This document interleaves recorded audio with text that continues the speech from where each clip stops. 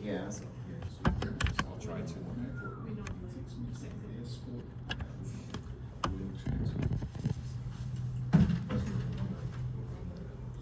So let's say if you open it in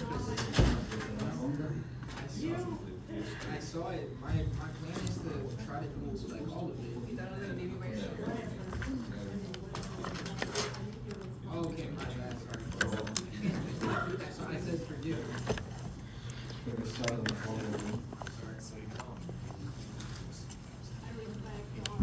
Did everybody else respond? Yeah. Oh,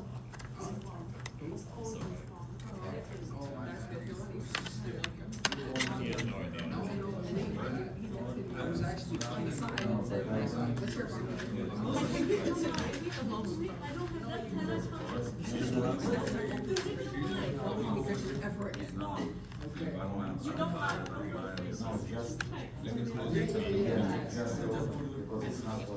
This is not how I use to see the problem. So close. It shows up. Sorry.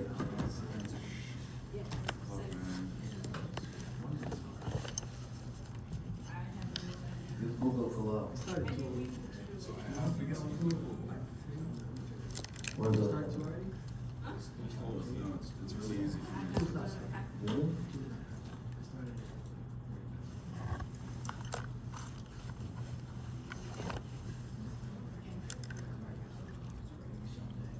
I don't think you do. Yeah, but it's not opening. Oh. Piece of shit. Oh, you want me to respond? I thought since we already talked about it just now. Let's see how it opens, because it's really not opening how I.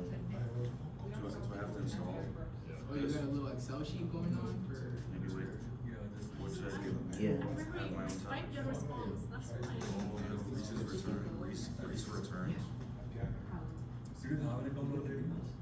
What do you think? It says.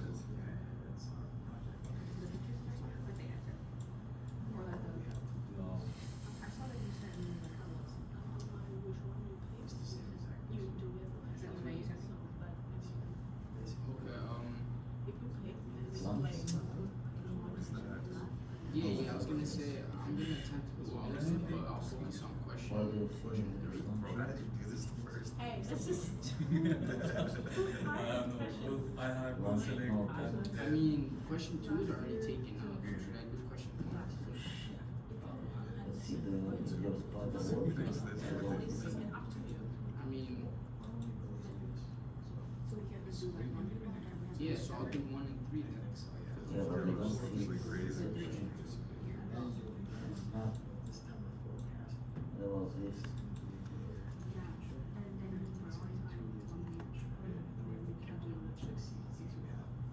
Something's wrong with your installation. Yeah. Because it's not, you know, you have to, what is this English one? Thank you. Thank you.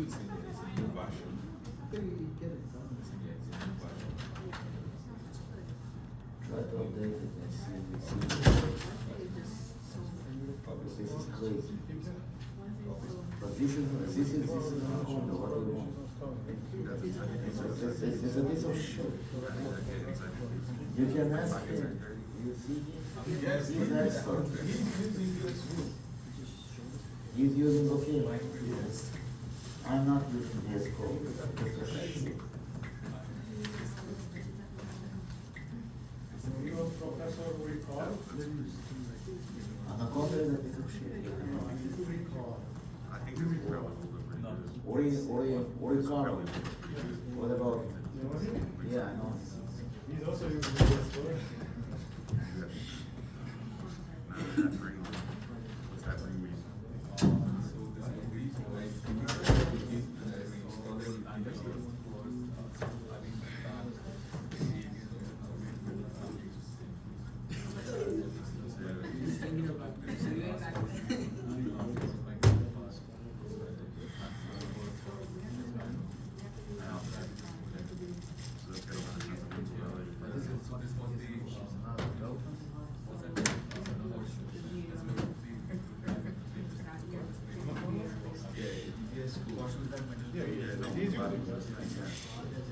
I don't know, he likes it.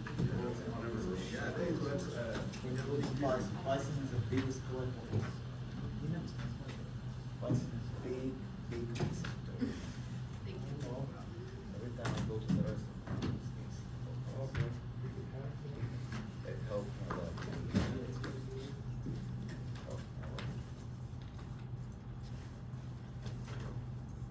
Oh, we already need to start.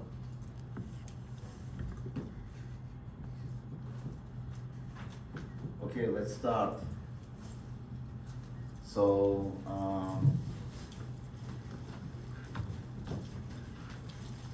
if you go to File, under my course content, you will see lecture slides. Okay? And we want to look for lecture 5. Okay? So, what we want to do today, we will start to discuss interest rate swaps, and then we'll start covering some other stuff like swaptions and all that, okay? So I started to discuss swaps 2 weeks ago. So let me remind you what a swap is, okay?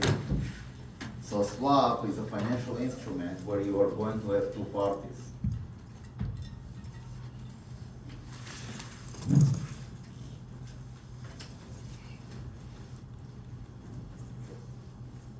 This is party A,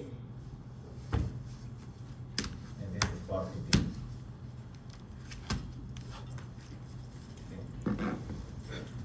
Okay. So party A pays what we call a floating rate. Okay? Party B is going to pay a fixed rate. So the fixed rate, right, is agreed at inception. Okay? Now, how long these payments are going on? They can go to the swap maturity. Okay? So if you agree that you have, these instruments are called interest rate swaps. They are the most popular interest on the street, on fixed income. And I'll explain why they are so popular. Okay? So, for example, you have a 5-year swap. Okay? And now you agree that party B will pay you a 5-year rate. For 5 years, it will pay a rate of, let's say, 5%. Not 5%, let's say 4%. What is a 5-year? Yeah, let's say a 4%. Okay? Now, party A is going to pay party B the floating rate. So the floating rate can be updated, let's say, every 6 months or every year. Okay? And then every time you have this floating rate, whatever the party A will pay, that's what it's going to pay at this time. Okay? So then you agree on the frequency, usually half a year. Okay? And you agree on the principal. The principal is $10 million, let's say. Okay. So once you have this, right, two parties start trading. Okay? Now, the guy that actually gets the fixed rate is called the receiver. So he's paying floating, but he receives the fixed, so that's why it's called the receiver. Okay? The guy that actually pays the fixed rate is called the payer. Okay. So you have two sides. You have a payer and you have a receiver. Okay? So now let's take an example of how this thing can actually, how this thing looks like. So let's assume now, okay, that in the course, let's say that we have a 1-year swap, let's say 2-year swap, okay, and in the course of these 2 years, I am going to pay fixed. I'm going to pay 3.5% on a $10 million. Okay. So I'm going to be a payer. I will pay the fixed. Okay. How my payment profile is going to look like?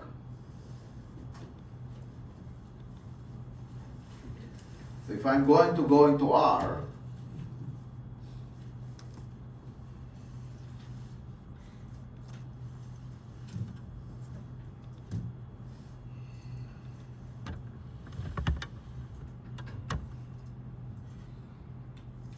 like this, okay, I'm paying, so I have, I'm going to have 1 to 4 payments. So that's going to be my sequence. Let's say S will be my 4 payments. Okay? Now, for these 4 payments, it has to be constant. So what will be the constant? It's going to be $10 million. So which is my principal, so it's going to be 10 million, 1, 2, 3, 1, 2, 3, so it's 10 million. It's $10 million times and I said 0.035 divided by 2. Okay? And I need to replicate this 4 times.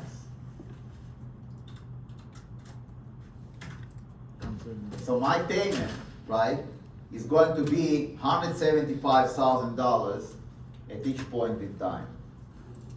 Okay? That's what I'm going to pay every half a year. Okay? So if I'm plotting this,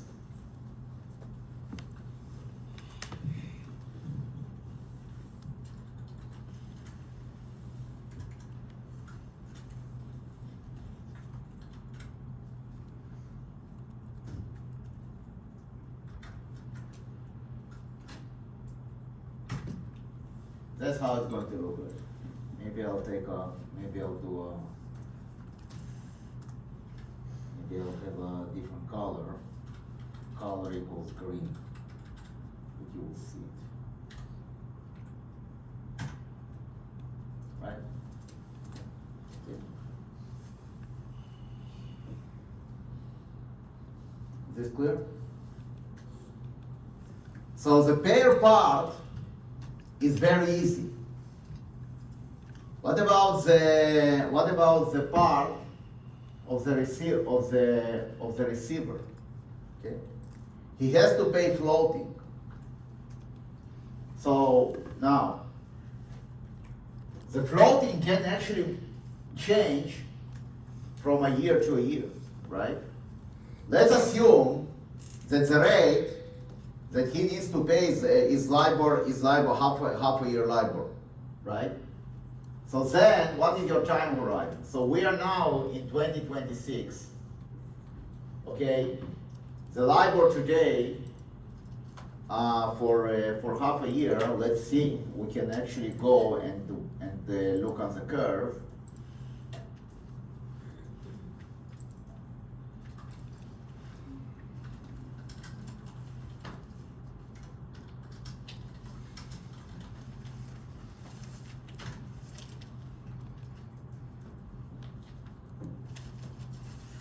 Okay, so I want current months.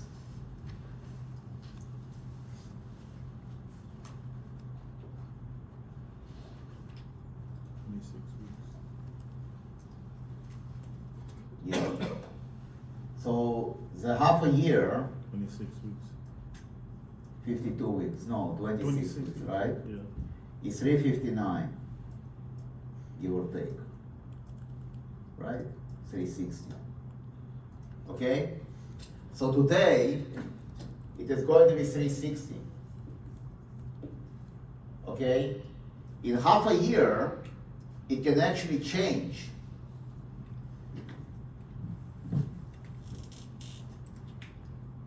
So this is going to be April. Then you fast forward half a year, you're going to have to October 2026. Let's be pessimistic that it's going to be 4.5. Okay, so it went up. Then you have April 27, where in the midst of a recession, then it's going to go to 3%. And then October 27, it goes up to 3.2%. Okay? And that's it. And then April 28, it is going to be 3.5%. It's going to be 4% because we have elections and the populist from the left is coming to power, so interest rates will go up again. Okay. So how, okay, so this is not projected. This is a scenario. This is like what will happen. So how these payments will evolve. So you want to take your rates to be 3.6, 4.5, 3.2. think that's enough. Okay, and now, how much the receiver will pay? Well, he will take the rates, he will divide them by 2, and then he's going to multiply them by 10 million, by 200, because he wants to have units, right, or percentages, and then he's going to multiply by 1, 2, 3, 1, 2, 3. That's how it is going to look like. Why 200? Why 200? Because what are the units of this thing? What are the units of this 3.6, 4.5, 3 and 3.2? What are the units? When you actually quote rates, in what units you are quoting rates? So, for example, when you are going back here, 200 days, you mean? no. When you are going here and I see here 3.6, what does it mean in reality? 3.6%, right? So how do you get from 3.6 to percentages? Last time I checked, you need to divide by 100, Yes. right? So that explains the 100 out of the 200. Why is it 200? Every half a year. Oh, Good job, right? And then I multiply it by 10 million because this is my principal, right? So then this will be my payments, and when I right, this is going to be my payments, and when I look on the plot, it's going to be S with this guy.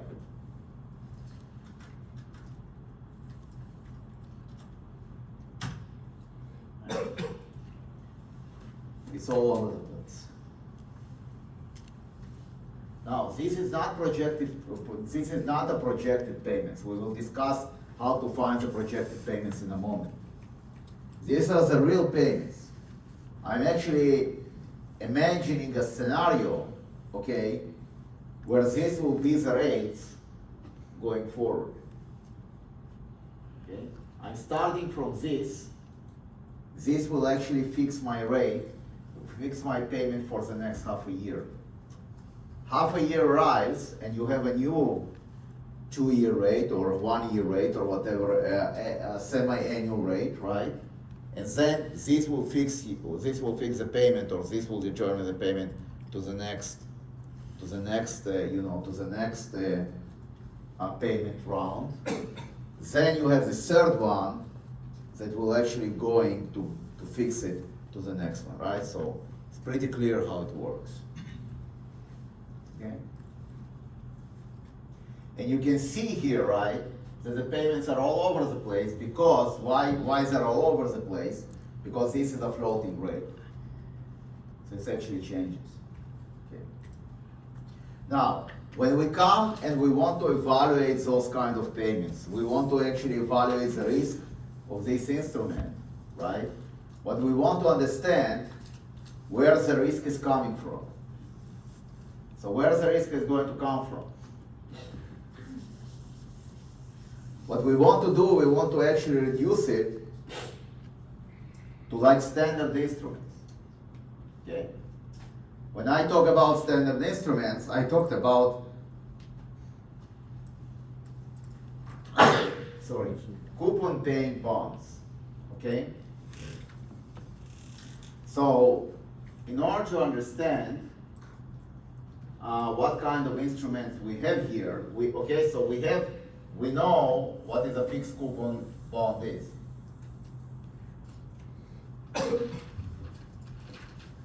To understand the floating, this varying bond, right?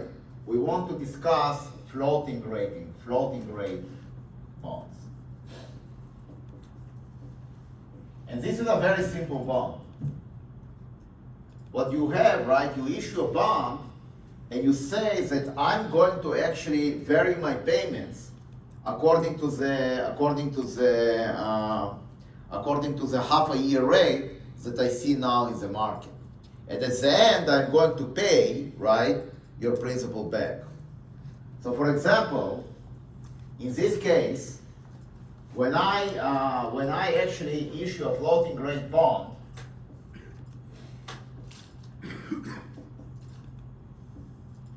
and the current half a year rate is 3.6%, okay, my first payment half a year from now will be $180,000. Right? And if after half a year, so this was April 26,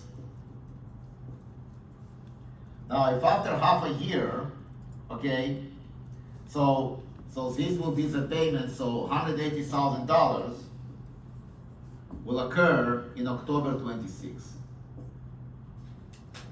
In October 26, the rate now is going to be 4.5%. Okay?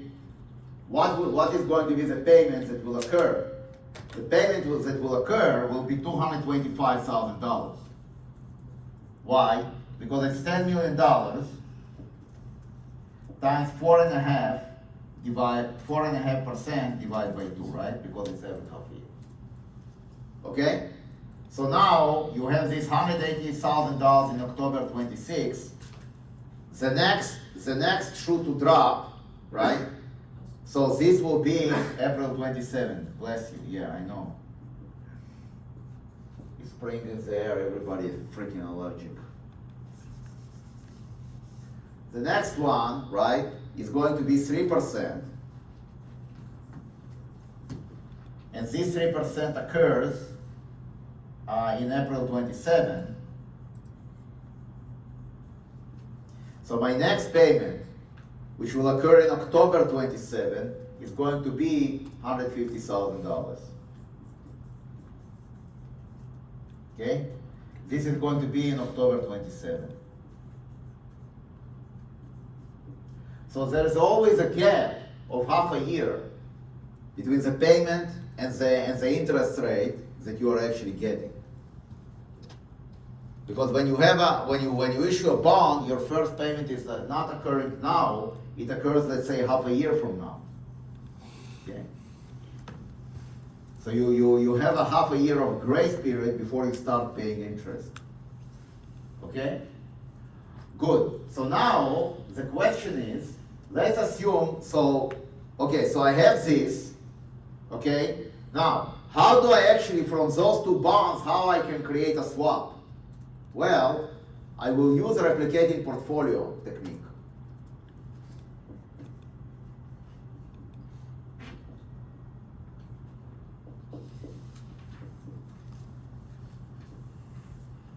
And when you do options with Ed in the summer, replicating portfolios are going to be mentioned left and right. Okay, so what is a replicating portfolio? A replicating portfolio, so from a point of view of the payer, of the receiver, first let's say a receiver, I claim that the receiver is equivalent to having a long fixed coupon and short floating.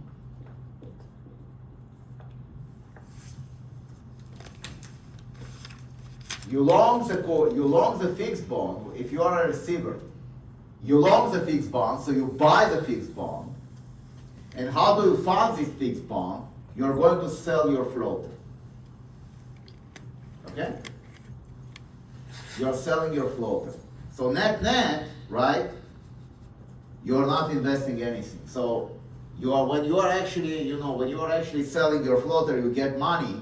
You will use this money to buy the corresponding, fixed coupon bond. Okay? Now, why is it true? Because if you look on the payments profile, it's exactly identical to what I described in R. Right? So in your first payment, when you look at this fixed minus floating, right? In your first payment, what will you get? You will get the fixed rate, which is $175,000. Okay? This is what you are going to get as a receiver. What will you pay? You will pay this amount of money, minus 180,000. On the second leg, right? Once again, you're receiving 175,000. What will you pay back if you are actually in a floating bond situation? You will pay 225,000, etc., etc., etc. What happens at maturity? You get your interest and you pay your interest. What happens with the principal? It's a wash. Exactly. The principal cancel each other, right?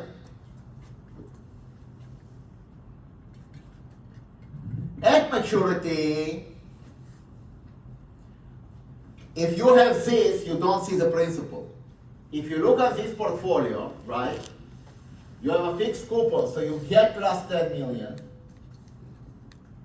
but you have a floater.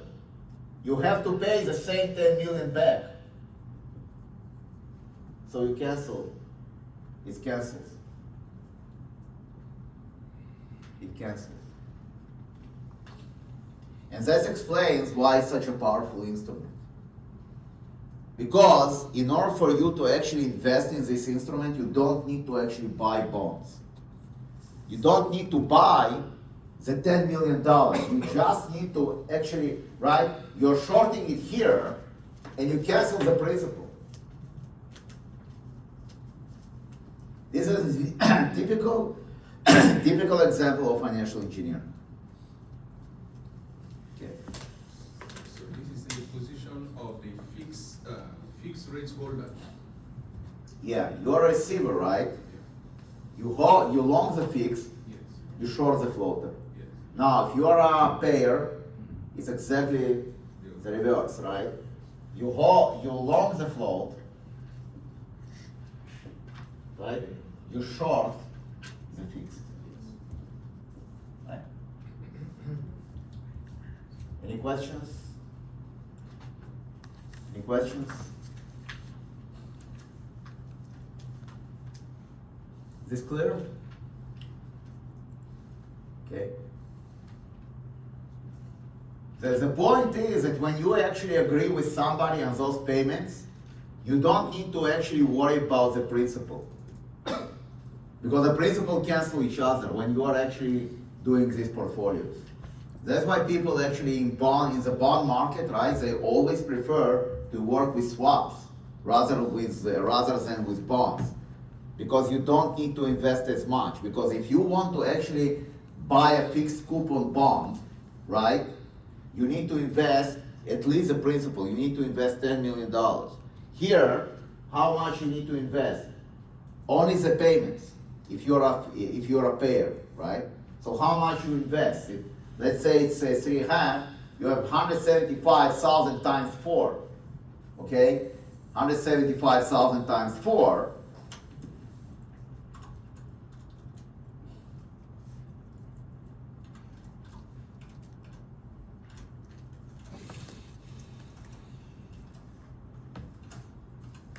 Is $700,000. So instead of actually having put $10 million, you just need to put 7% of that, right? There is a difference. That's why, okay, that's why people are actually preferring, or Wall Street guys, right, or fixed income traders prefer to actually use swaps when they actually trade fixed income, rather than to actually go into cash bonds. So right, so we have the cash market, and we have this is not the cash market. The cash market, right, are the actual bonds. Okay? Questions? Is this clear? It's maybe the most important instrument on the street. So when you actually trade rates, right, one way to trade rates is to actually use swaps. Okay? Questions? Is this clear? Good. Now, how do we make money on this instrument?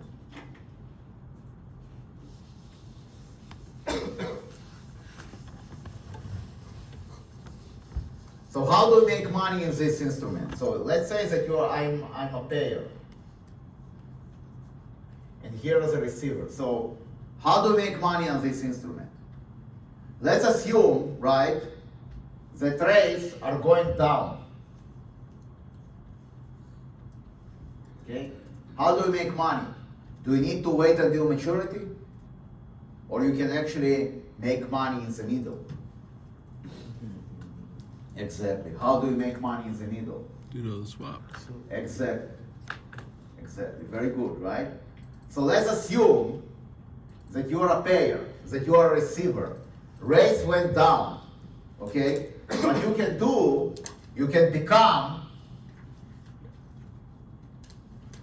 a payer.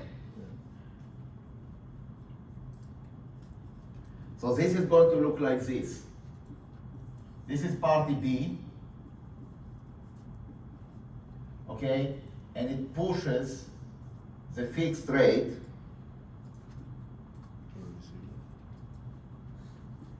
to party A. Okay? And now, rates went down, right? So party A is going to become a payer for party C. Okay? So let's assume that the rates here, from here to here, is 3.6%. Okay? Let's assume that the rate went down to 3%. Okay? So now we are actually in party A, we are going to have a 3%. So I'm actually paying 3%. Okay? I'm getting a floater, right? Which I'm going to push to party B. And how do I make money? I'm making money because I have the 3.6% here. I'm paying 3% here, so I'm actually booking 0.6%. Now it doesn't look that much until you remember that it's from $10 million. And then it's becoming very interesting, right? Now, when you actually do swaps, you're not making 10 million, it's hundreds of millions of dollars. And that's how you start seeing real money, right? It's a volume game. It's a volume game. Okay? Questions? Okay? Is this clear? Now, is this clear? This is very important, so I need you guys to understand it. Because when you are going, if you are going to go on the desk, or you're going to be a risk manager, it's very important to understand the mechanisms of these swaps. It's very important to understand that if the rate goes down, right, the receiver will make money. And you can actually remember this by looking on the replicating portfolio of the receiver, which is fixed minus floater. So if rates goes down, right, this guy will make money. Okay? And that's how it's going to be implemented. Because a lot of times, those instruments are all OTCs, they are over the counter. They are not regulated. They're not regulated, right? So, good. Okay? And vice versa, as a payer, how do I make money? As a payer, I'm making money, right, if the rate will go up. So if the rate goes up, sit. I'm going to write here so that you will not. I don't have enough real estate here, sorry.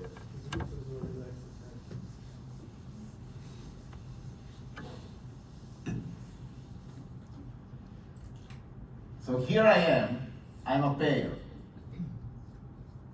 Okay, and I'm paying for a receiver. Okay, so let's assume that I'm paying 3.6%. And now, assuming, right, that the rates go up to 4, how do I make money as a payer? So the rates go up to 4, how do I make money as a payer? I'm becoming a receiver. So now, as a receiver, right, I'm going to pay the floater. Where do I get the floater from? I'm getting the floater arm from the receiver. Remember, I'm already in a swap. So I'm getting here from the floater. I'm actually going to push this floater to the new pair, and he's going to pay me 4%. And I have 4 and 3.6%. So I'm getting 4, right? And I'm pushing out 3.6, still making money. Questions? So, Yes. so when it gets to that point, as a payer, the 4% that you're getting from a third party or? Exactly, absolutely. You won't get it from me because we're already in a swap, right? So you're not going to get it from me. Okay, so if me and you entered into a swap half a year ago, rates went 4, right? And you want to bail out, you will actually have to find somebody else. That- Yeah, absolutely. It's not going to be with me, right? You find the third party. Exactly. Yeah, but they're all, because this instrument are so popular, right? You won't have issues to find you won't have issues to find third party. So what would be the main reason for the new entrant actually? Because maybe he thinks that interest rates are going back up, right? Okay. Right? Yeah. I mean, this is a bet on interest rates. You can see here that if you're a payer, right, you want the interest rates to go up, right? And if you're a receiver, you want the interest rates to go down.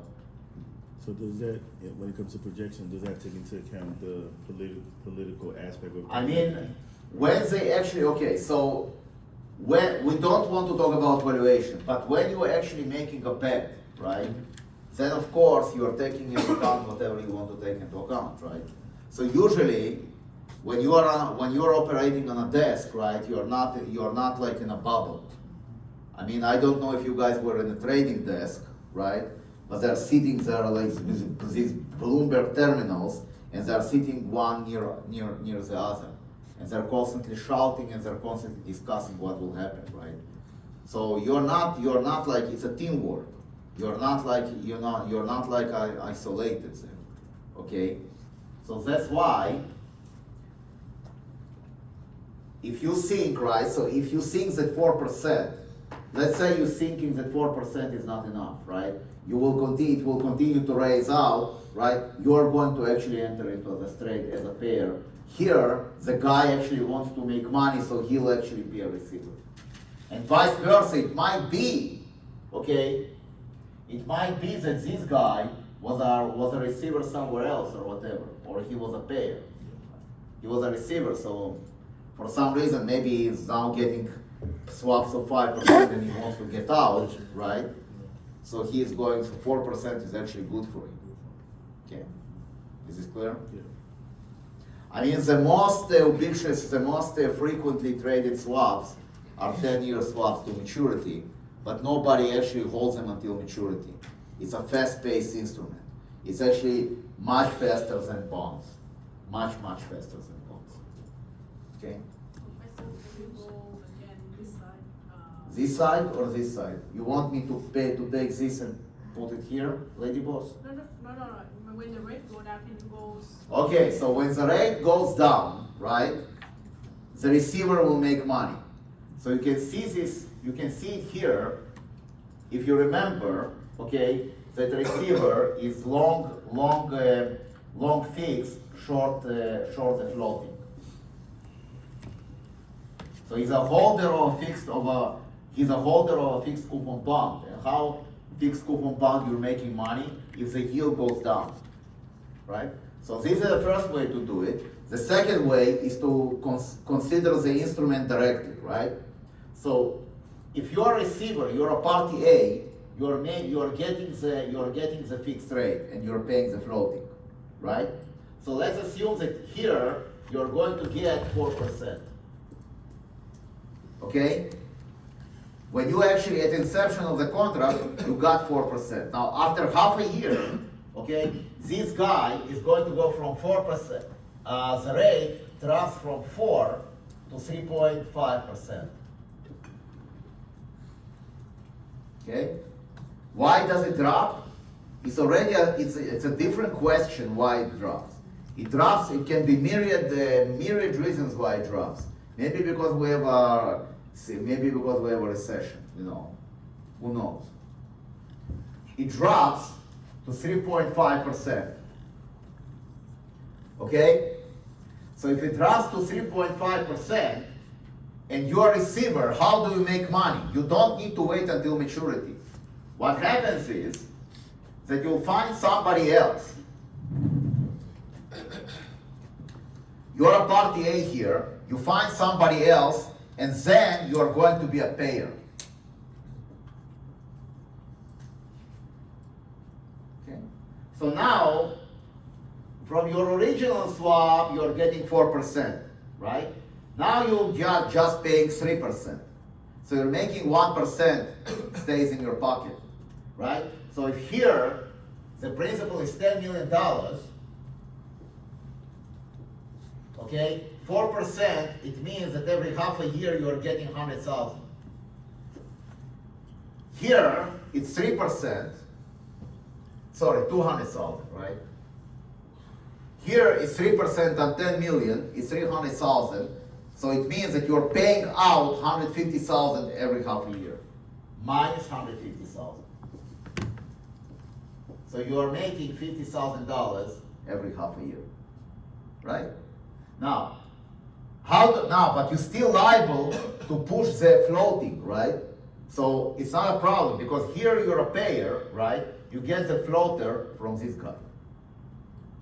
And then you take the floater, you push it to the original party. Is this clear? It's a typical, example of financial wizardry, lady boss, right? And it's all about leverage. It's all about leverage, right?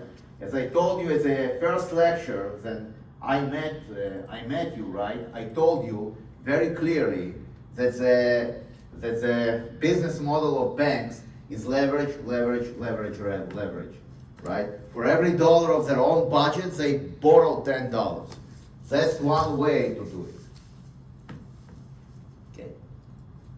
Is this clear? So this type of like party A and party B institution can individual do this Do you have $10 million, Christine? All right. If you would have $10 million, you wouldn't be here. So how about a new payer?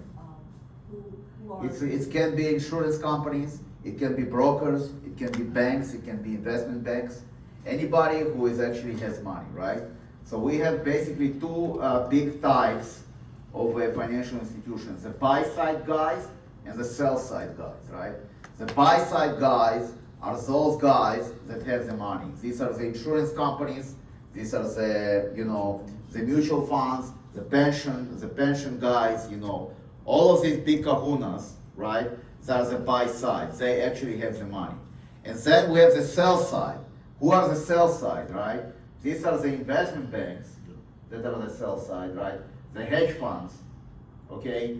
And those, private equity firms like Blackstone and all that, right? For example, BlackRock is, it's actually on two sides of the fence, right? It also has, it's the biggest money manager in the world, but it also engages in a lot of, all these guys, right? So it has a buy side guys that actually sucks the money, and then the sell side guys that actually trade the mortgages and trade swaps and trade whatever you can imagine. BlackRock's not doing too good right now. Huh? BlackRock isn't doing too good right now. I don't know. I don't worry about BlackRock. Why it's not doing good right now? All this private money is being pulled out. Yeah, I know. And I'm not sure why the credit crunch started. It's not clear to me why it started. Because it started even before the war. So I Yeah. don't know why. I mean, in my opinion, right?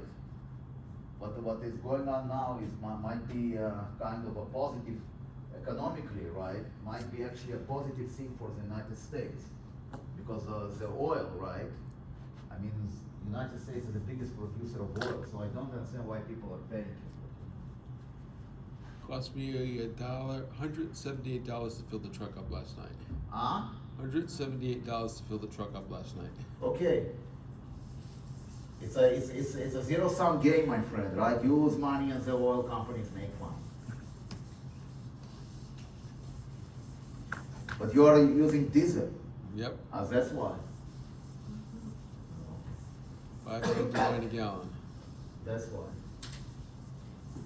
But compared to Europe, where they have, or in Asia, where they have shortages, you know, it can always be worse. You know.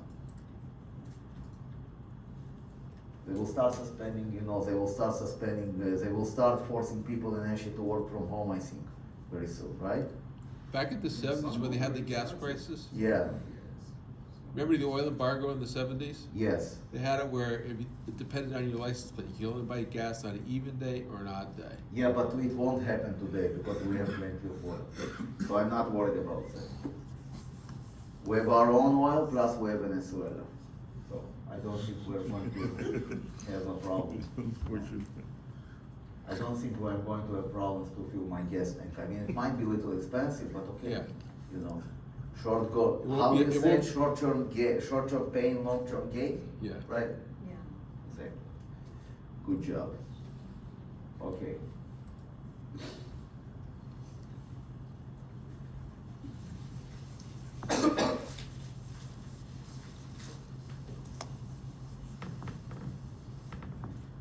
Okay, any question on this? Any question? Is this clear? Is this clear? Good. Now, how do we value those instruments? How do, well, or not how you value them, or how to actually, you know, how to actually, assess the risk? So we want to look on that from a perspective of replicating portfolio.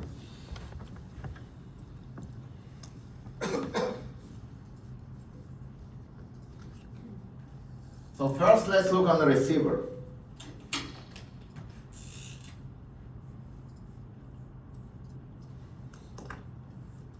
Let's look at the receiver, okay?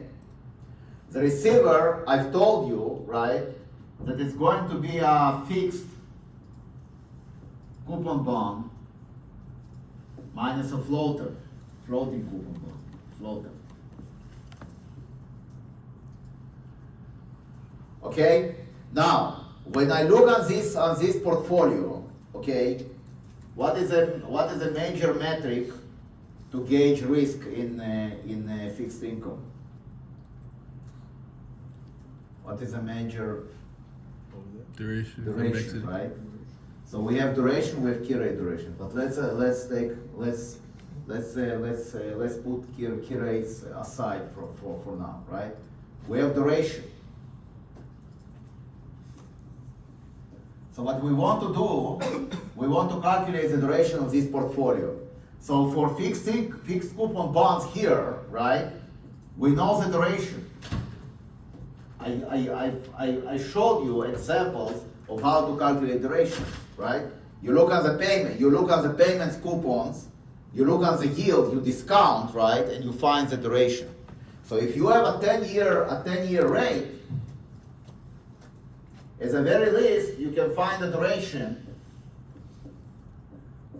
Let's say it's going to be 7.5. You also did an exercise, and I was actually very pleased with your, I mean, I know that I have no idea how you actually know to program Python on that level. This is freaking crazy. Ed Hayes probably did a very good job, much better than me I did in R, because I mean, unless you copy paste it from somebody, because this is absolutely insane. Our program have a separate Python course for student from Professor Matthew Fry. Matthew Fry? Yeah. He Jews. Jewish? I know that he's Jewish. And I'm Jewish. Okay? So there's a duration which is around 7.5, right? So what about the floater? What is the duration of a floater, you see? What is the duration of a floater? So we have a 5-year floater. What do you think its duration going to be? Was it a 6 months, the coupon? Yeah. Good, right? Why is it a 6 months? Does it fluctuate? Exactly, because you can look on the floater in the following way. You have a coupon here. Let's say it's a coupon of 3%, right? And now, after half a year, you kind of pay the 3%, okay? And then you can think about that you are issuing a new bond with a half a year to maturity. With a new coupon here, whatever the coupon is. The coupon can be, let's say, 3.5% here, right? And then you pay it off here, and then you issue a new one. So this principle, right, that you're supposed to get here will immediately be rolled into the next bond. So so if you have a floater which pays every half a year, okay, the most that you can have as your duration is half a year. Because you have exactly one payment and then it adjusts. So you can think about this as a sequence of zero coupon bonds. You get your payment, tack, you issue a new one that matures in half a year. Then after a year, right, you issue a new one that matures in 1.5 years. So you are ever rolling, you kind of have these rolling bonds until the 5 years, and then you're done. So a floater, right, at most that it can have is a duration of half a year. So then your duration will be 7.5 minus half is 7 years. That's how you calculate the duration of a swap. Through a replicating portfolio technique. Okay. And the beauty here is that on a risk level, right, the principal does not cancel. On a risk level, the principal does not cancel. So what do I mean by that? If I look, so let's look on a fixed coupon rate bond. Let's assume it's 3%. Okay, so it pays every half a year. So rep 0.03 divided by 10 divided by 2 is 20. Okay, and let's assume that we're actually multiplying by 10 million by, let's say, by 100. It doesn't matter what. Let's say 10 million. 1, 2, 3, 1, 2, 3. So this is going to be my payments.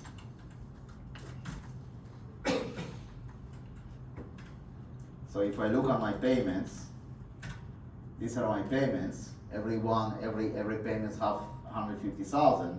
And what I want to do, I want to take my payments, right? And I want to take the last payment to be payments 20.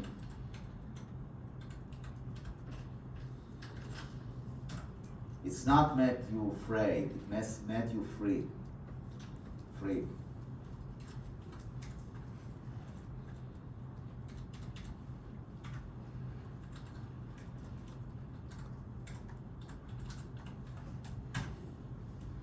That's how it works.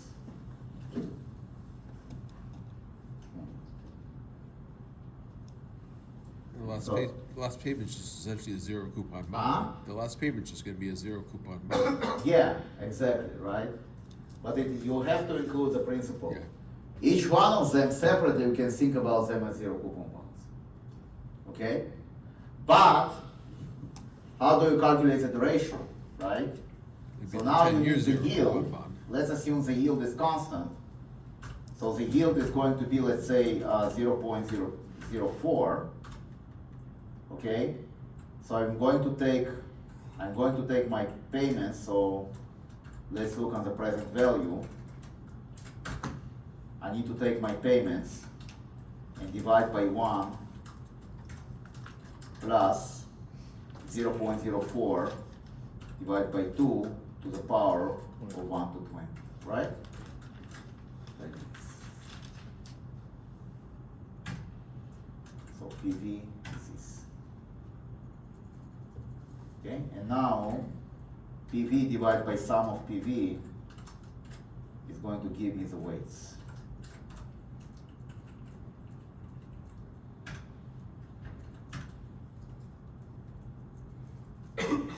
So when you actually calculate the duration, how do you calculate the duration? You're going to do W times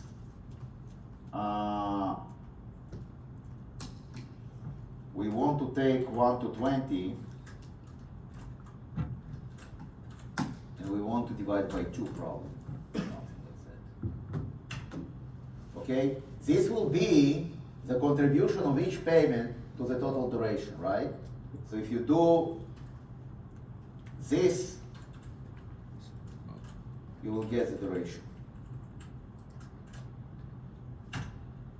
8.64. That's the duration. But when you look on this, you can see that the last payment contributes the most to the duration, to the total duration of the coupon bond. All the other ones, right, they are more or less equal. Okay? More or less equal. You can see that they're hovering between 0.08 and 0.1. So they have the same contribution to the duration. The bulk of the contribution of the duration comes from the last payment, which actually includes the principal for the fixed coupon rate, right? And it's not canceled, so this guy, right, you won't see it when you are going to look on the floating coupon. You will not see this contribution, because a floating coupon is just a sequence of half-a-year bonds. So when you actually look on the principals that you pay at the end, right, that you pay at the end, you see that the duration, the risk contributions do not cancel. The risk contribution do not cancel. What? The principal is canceled, right? But the risk contribution of this principal, you cannot cancel it. That's where the risk is coming from. The fixed coupon rate will have much higher duration, right, than these floaters. And the contribution of the principal, okay, of the last payment, which actually contains the bulk of the risk, cannot be canceled by these floaters. That's the idea. Is this clear? Now, how do we do the key rate duration? Exactly the same story, right? You have the payments, and then, you know, I mean, you did it in the whole, so hopefully, you know, I'm not going to, but that's how they do it. So when you actually have an answer, right? And you have BlackRock, Aladdin, and answer. Anybody here on a fixed income desk? You are on a fixed income desk? No. Anybody here on a fixed income desk? No. Okay.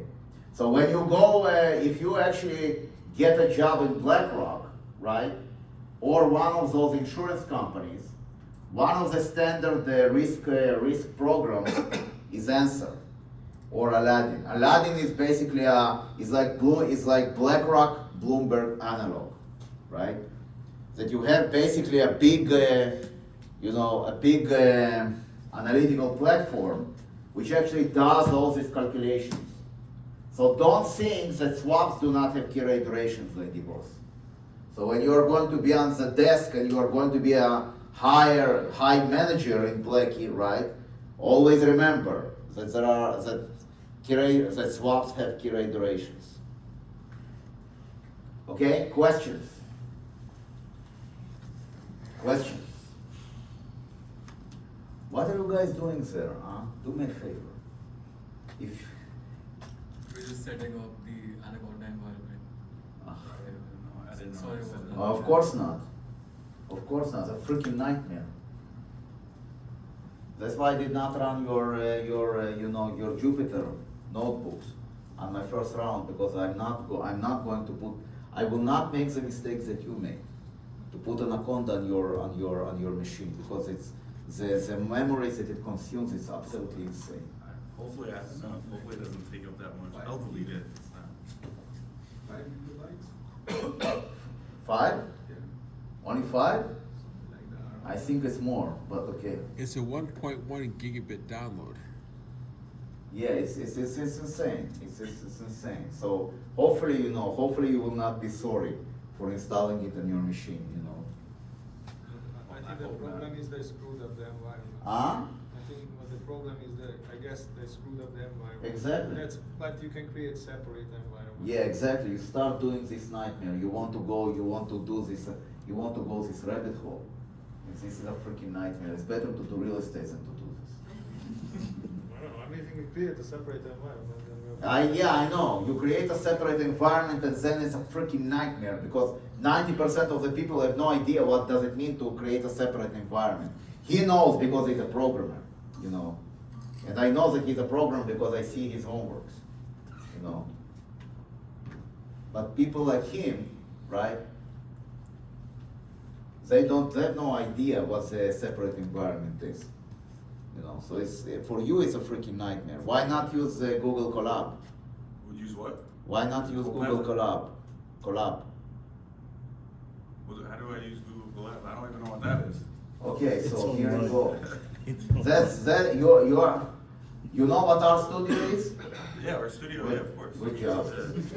I know R&R studio. You know, I That's think about that it. is the reason why most students try to do their project in Python.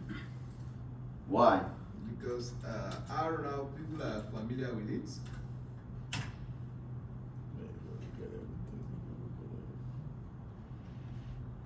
That's boring. What about this?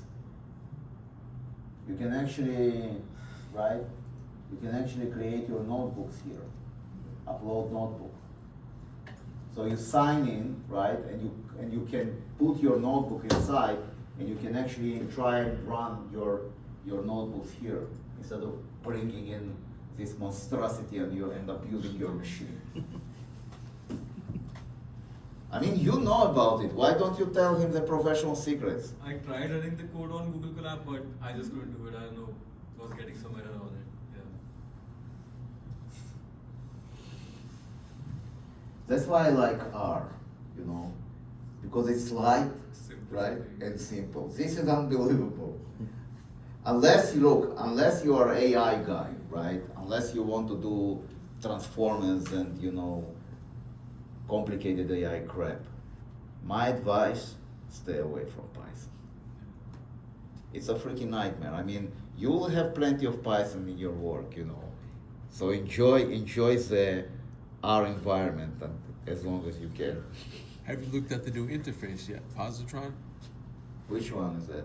R? Yeah, it's new.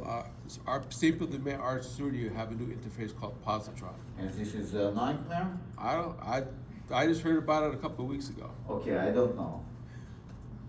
Try to use Google Colab, and you can also use this Jupyter notebook. You can actually install. Are you actually teaching in Jupyter or? Jupyter, yeah. Right. So why can't he just install the Jupyter environment as a I standalone? was using the cloud before, like the online version. Yeah. Yeah. So That's why what it's I was not doing. good? Why it's not good enough?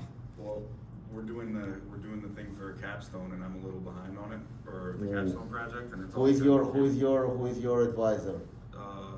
Professor Yuri. Yeah. Uri? Yeah. Oh, shit. You forgot to turn your mic off for that one.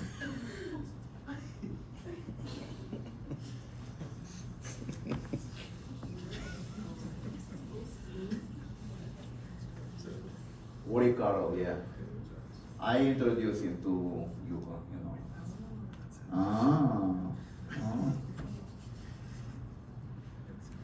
Okay. Tell me a little bit, what does he want you to do? Some data analysis? Yeah, so we have to run some. Stock price. Stock price prediction.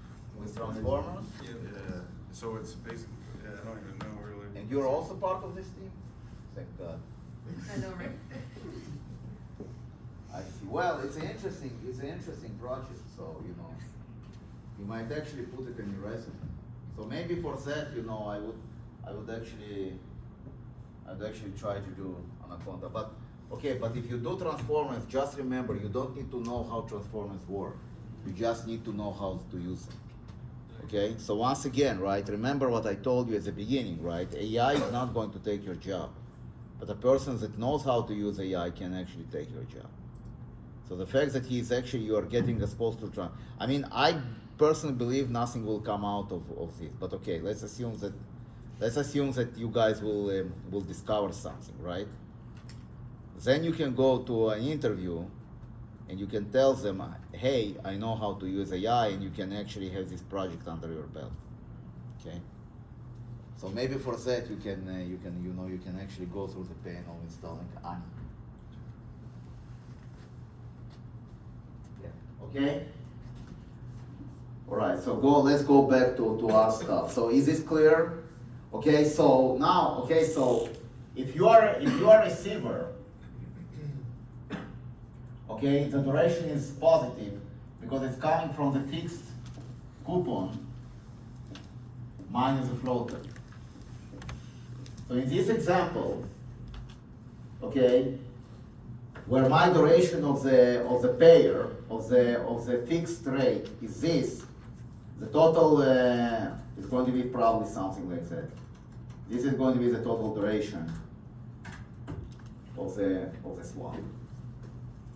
Okay.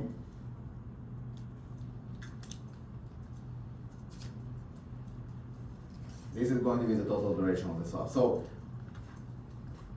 now, how do we value swaps? How do we value swaps? Okay. So in this case, let's assume that the duration is 8. Okay, and the initial value of the swap, right? The initial market value of the swap is 0. When you set up a swap, it must be 0. So we will discuss how you actually set the swap rate to 0, right? But let's assume that the rate now, so you are a receiver, and your duration is 8 from this calculation, the rate 0.14, and the rate goes up by 1%, the yield, right, or the rate goes up by 1%. How is your market value changes for the receiver? Okay, so your principal is $10 million. Okay, and your swap and your duration is 8. So what's the magic? It's minus 8 times 1%, right? It's the usual formula. And if you want to find the market, the actual dollar change, you need to multiply by 10 million. And this is going to be $800,000.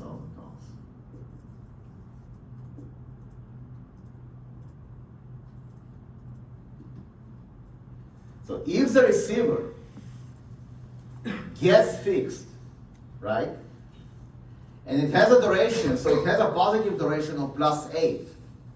If the rate goes up by 1%, right, it's going to be minus 8 times 1%, but from out of what? What is your underlying principle, right? Your underlying principle is your 10 million. That's how it works. Is this clear?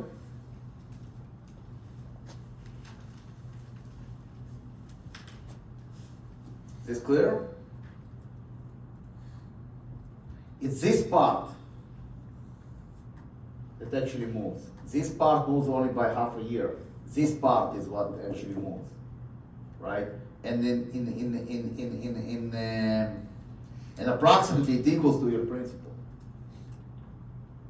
So when you are actually sitting on the desk and the rate moves against you and you are a receiver, so you are paying floater, right? Then you are a very sad person, lady boss, because on that fateful day, you actually lost $800,000 for your company. You lost your job too. No, you didn't. Everybody makes mistakes. Nobody actually, I mean, there was this case, so I don't know if you guys know, there was a case, I don't know, in 2010, it was Night Capital. So in Night Capital, okay, it was a high frequency trading platform. And somebody took a development version and put it into a production environment. And this thing gave a command of start selling, like massive selling command. Okay? So they couldn't actually disconnect it. The only way for them was to disconnect is to actually pull the plug out of the machine, right, to kill the server. That's how they actually started. But during the process, they lost around $400 million. They lost around $400 or $500 million in one day. Okay, so to your point, I knew the guy, not directly, but I knew the guy that was responsible for this mistake, and he didn't lose his job. He didn't lose his job, you know. So not for every mistake you're getting punished, you know. It depends on what you do, okay? So I told you this, I told you these stories, right? About this girl. She is now in Hong Kong, but she worked in my insurance company, and she was a brilliant credit analyst, lady boss. She was the best, you know. She would come to the traders and she would actually talk with them, and she would actually give them a technical trading advice. She was actually, one of the best credit analysts that I actually knew, okay? And she went to a bar with some guys, from Morgan or one of those You right? told us the story. I told you this story, right? So you know how it ended, okay? So for this mistake, you get punished, right? It depends what kind of mistakes you're making, right? You give us her name. Her name? Wait, what was the mistake? What was the mistake? She divulged The mistake confidential was to open information. your mouth in a pub. Oh, internal information. Yeah. The mistake was to open her big mouth in a pub and tell somebody that the company that she worked for, MIAC New York or Munich Re, right, is actually planning to do some acquisition, some merger acquisition to buy some other company, That'll do it. Yeah, they'll do it, right? Her name is Helena Jiang. Helena Jiang. Halinka. I know her American name, I don't know her Chinese name, so. Her name was Helen Jiang. Helena. Okay. So she lost her job, she lost her visa. Right. And she had to go back to Hong Kong. I don't think she actually liked it that much. But So was it a regulatory action? yes, it was a compliance action, right? Because the guy that was in this bank, he actually reported this to his compliance officer. Oh. And his compliance officer called Pacifico, the compliance officer in New York, and Pacifico actually, fires this girl on the spot. You don't monkey with those kind of things. That's an obvious mistake. It's really suspicious. It's what suspicious? I mean, why do people discuss about that topic in the Why? Because they open their big mouths. Because they loosen their defense screens. Right? About bragging. When you take them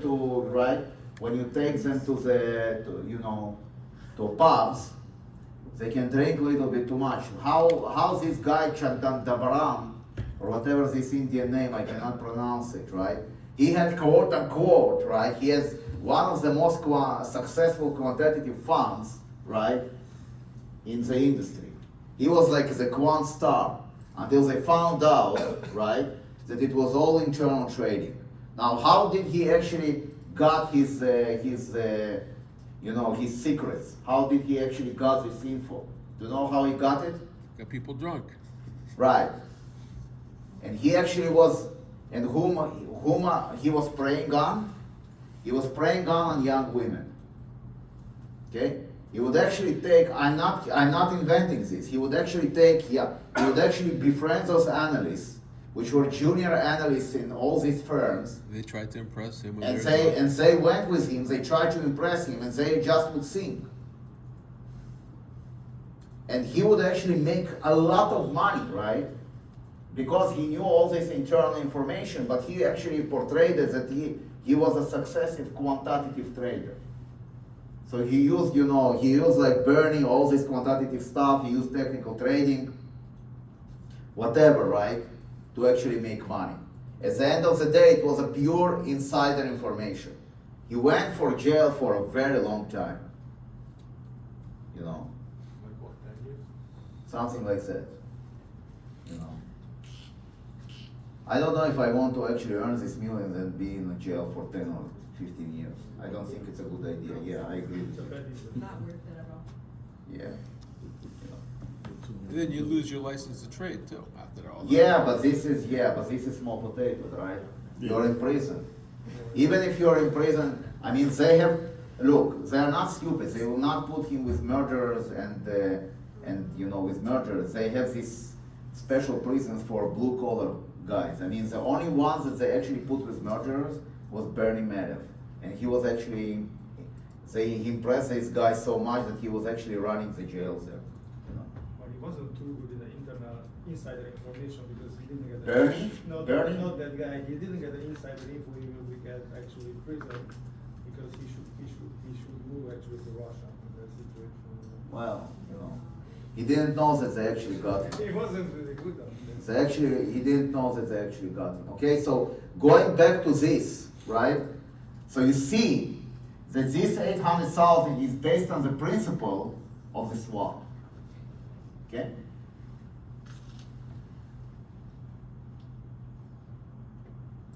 Okay. Questions? Is this clear? Okay, now, how do you value a swap at the beginning? Okay? So let's go back to the slides.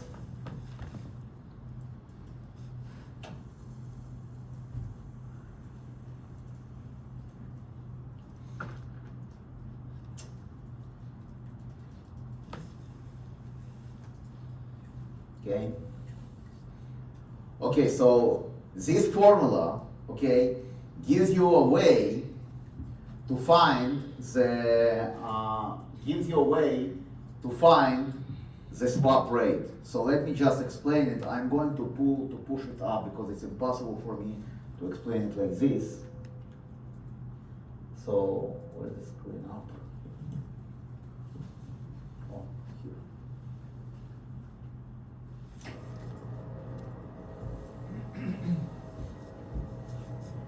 Then projector off.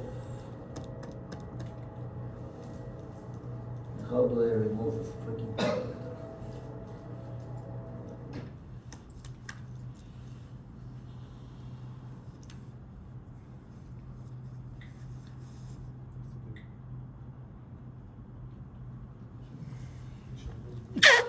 Let's see. Let's see.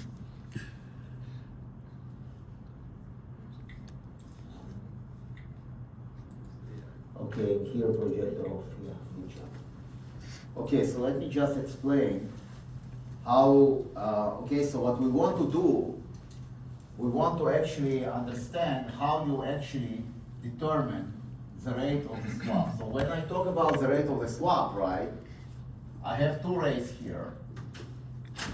So I have the floater, and then I have the fixed rate. So what we want to understand, how do we actually, okay, determine the fixed rate, okay? So here's how you do it. It's actually very interesting. So you have a curve, okay, So here, you have yields, and for each yield, right, you can think about the yield as being a discount rate, right? So here you have the first discount rate, here you have the second discount rate, here you have the third discount rate, etc., until the nth discount rate, right? The discount rates are either e to the minus yn times tn, yi times ti. Okay, so this is going to be y1, and the time here is t1. This is y2, t2, etc. Okay, now, so you want to determine this rate of the first swap. So let's call this rate of being s. Okay, the idea behind this calculation is to say that the present value of the swap must be 1. So when you issue a bond, when you issue one of those bonds, right, the bond is issued at par. That's the idea. Okay? So you want to find the rate such that the principal value of these payments is going to be exactly 1. So how it is going to work? So it is going to be s times the first discount rate plus s times the second discount rate, right? So this is going to be your payment here. Your payment here will be all s's. What is going to be the present value of these payments? So for the first payment, the present value is going to be f1. For the second payment, the present value is going to be s times df2 plus s3 times df3 plus ta. The last payment is s times dfn, but then you also have a principal. Because this, when you are actually doing this, you're looking at the fixed coupon here. So then you have also the principal, which is 1 times dfn. And this has to be equal to 1. Because you issue this payment at par. Okay? That's how it works. So, now we solve for s. So we take this guy, we put it here. So we have 1 minus s times dfn equals to s times the sum of all the dfi's. I go from 1 to n.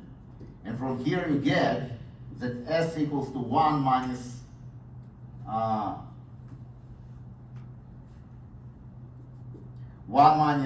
the last discount rate divided by the sum of all the discount rates.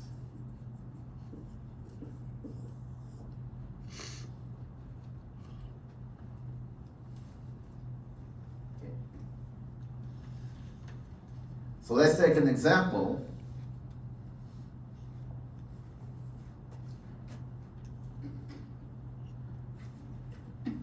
So I'm going to record once again.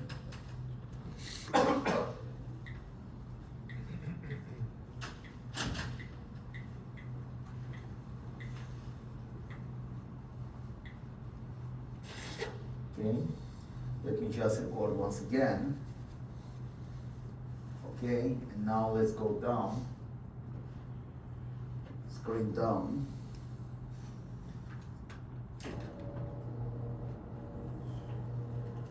This is a formula, you see, R swap.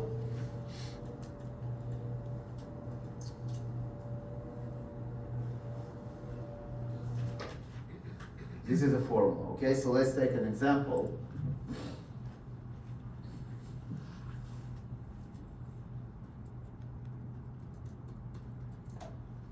So let's say we want to determine the 10-year swap.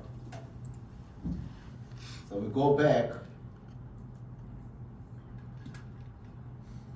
to the treasury rate.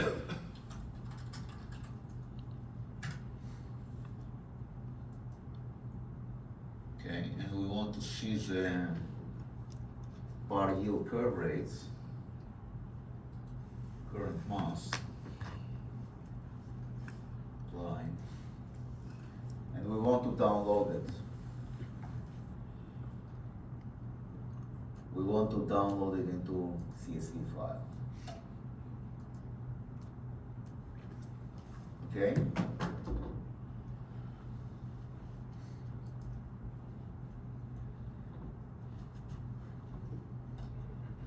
And I do not want to open it with the Minitab. I want to open it with Excel.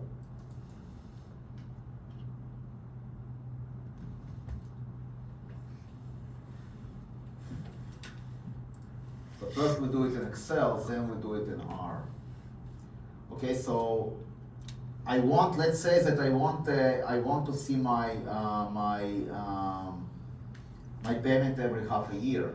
Okay, so I need so this is going to be my first rate, then the second rate, and now I have another. I need to input another rate here. Okay, so I want the average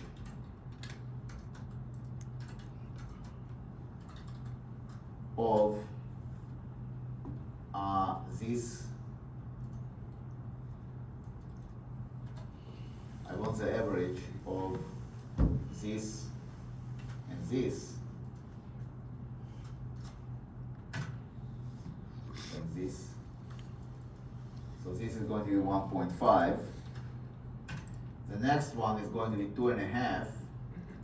So I want to have an average between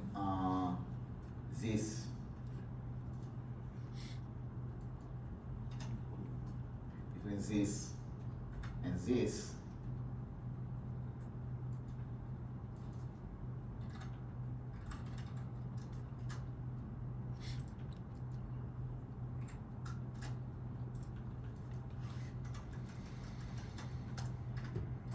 Okay, so this is going to be 2.5.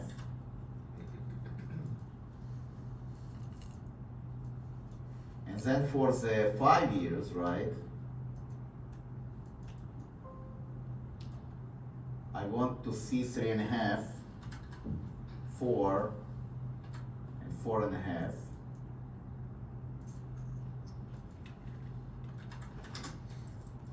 So 4, I can just take this guy and probably copy paste it here. Oops, sorry, why did it? Oh, Formula. I want it to be between 3L, L and P, so L2 and P2.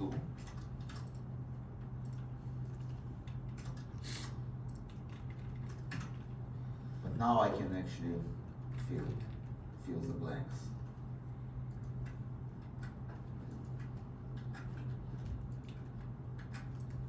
Is this clear what I'm doing? Is this clear what I'm doing? I'm trying to find, right?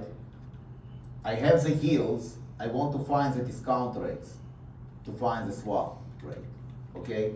But you see that I have holes, so I need to fill in the holes, and I do it by the simplest way possible. So if I have a yield of 2-year and 3-year, I will take the average. That's all I'm doing, okay? Is this clear? So now I have, I need to fill in the gaps between 5 and 7. It's the same idea.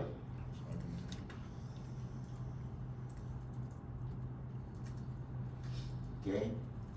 So here is going to be the average of the 5 and the year point.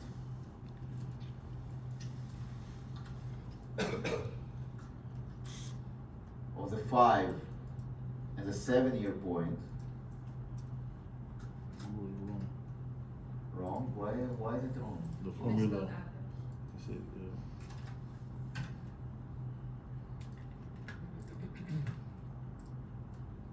So this is 6.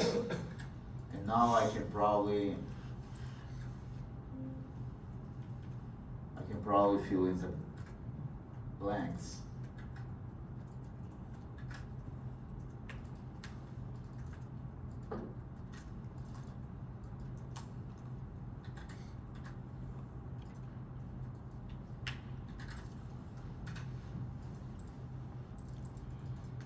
Okay, now I have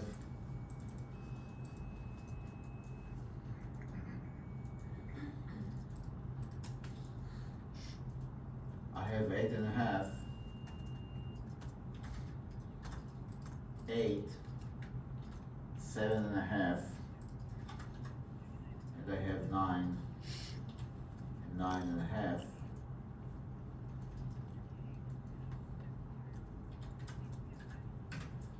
Okay, and here I have 8.5, so it's going to be average of 7 and 10.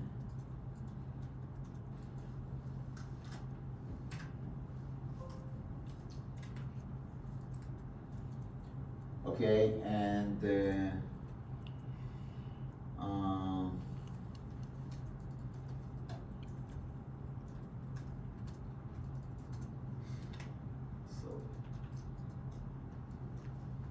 and now I need to do, now I can't do just the average, I need to do the interpolation. So here it will be probably this times 2/3 plus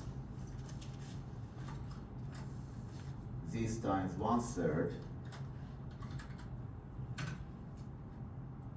And now I can fill in the blanks here once again.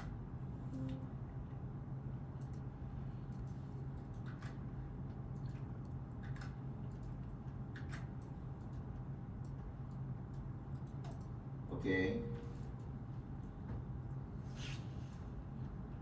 And now for the 9 it will be 2/3 times this plus 1/3 times this.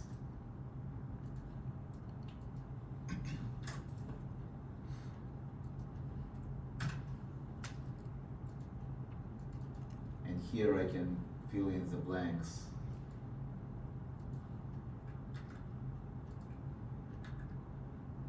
Okay? This clear?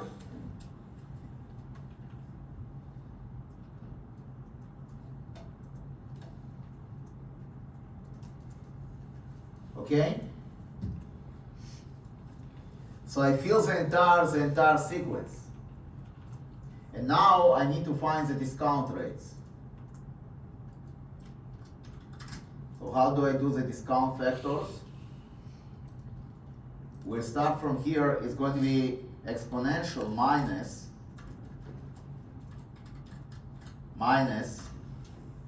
my, let's say, this guy divided by 100 times 0.5. Okay, so maybe I will put here 0.5 and then my discount rate will be multiplied by this. And now if I remove the years,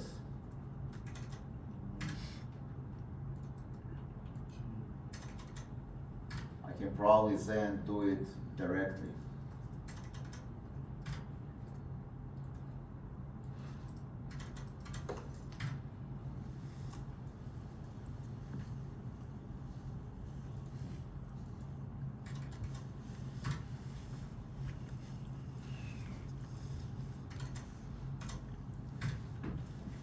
Okay, so now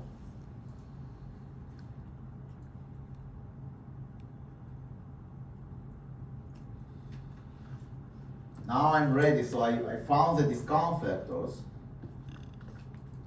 Okay, and now I'm ready to calculate my swap rate.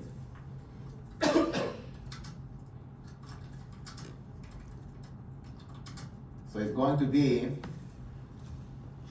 1 minus the last one,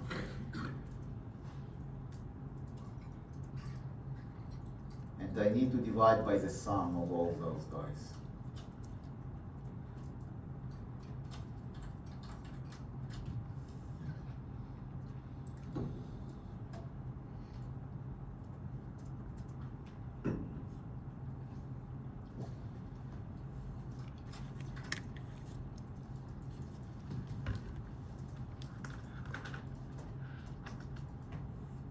Okay?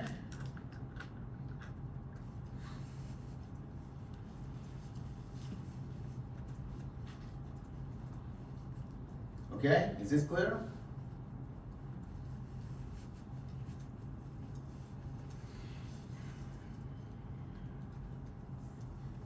this, right, is a swap rate for every half a year. So in order for me to get to the year, I need to take this and multiply by 2.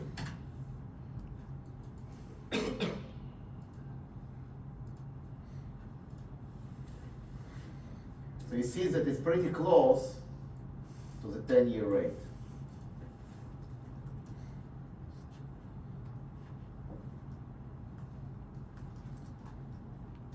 Okay?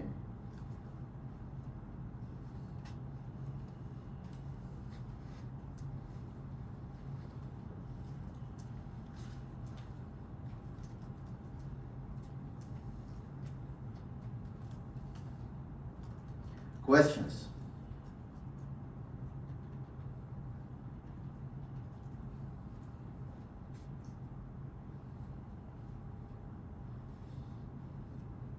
Remember that this is a half a year, right? So what I'm getting here in this formula, I'm getting this in units of half a year. So it means that I'm paying every half a year 2.15%. So in order for me to annualize it, I need to multiply by 2. That's why I'm multiplying by 2 at the end, okay? Questions?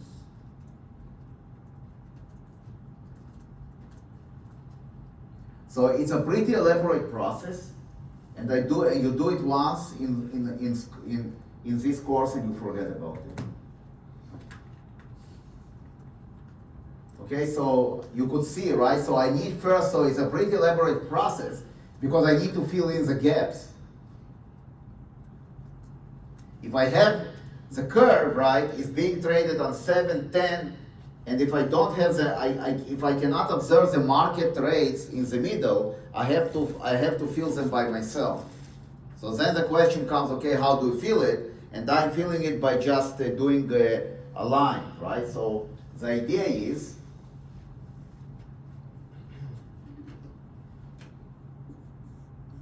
that if this T1, this is T1 and this is T2, right? And this is your first yield and this is your second yield, you just draw a line and you basically look on all the points in the middle. That's how you do it. Okay? That's what we call linear interpolation. Now, of course, BlackRock does it, right, using what they call spline interpolation. And they have they employed like 10 PhDs just to do this interpolation. I'm not kidding you. That's what they do all day long. Cubic splines. Huh? Cubic splines. Exactly. They're doing cubic splines, right? But I'm a primitive guy, I'm doing straight lines. Okay. So that's why I'm kind of filling it using averages and proportions. Okay? So once you fill this thing, right, you find your discount rates, and then once you find your discount rates, then you're using this formula, okay, to get the fair swap rate. But take care, everything's fine? Gotta work in the morning, so. Take care, man. Take care. Okay. Okay, Professor, can you go to the discount formula of Show formulas, lady boss. Like this.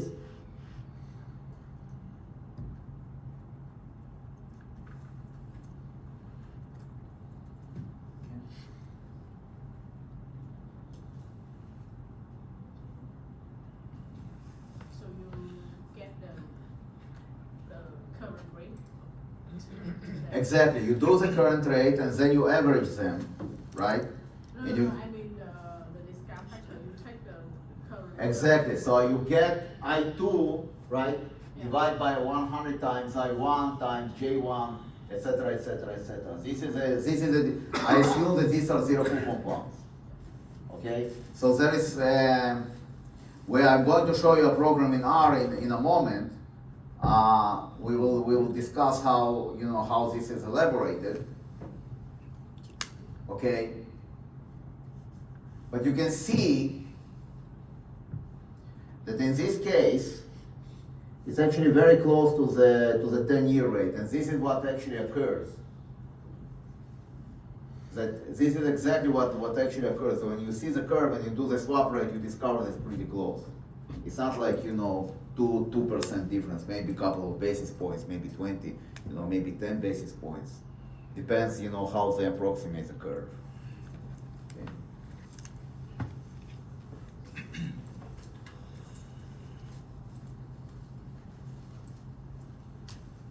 And this is actually common knowledge because you can see when I did USSW in Bloomberg, it is actually publicly traded, right?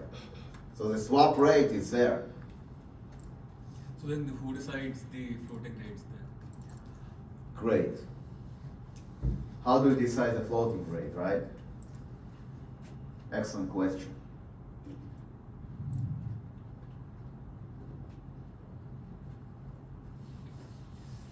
So in order to decide the floating rate, we need to talk about something which is called forward rates.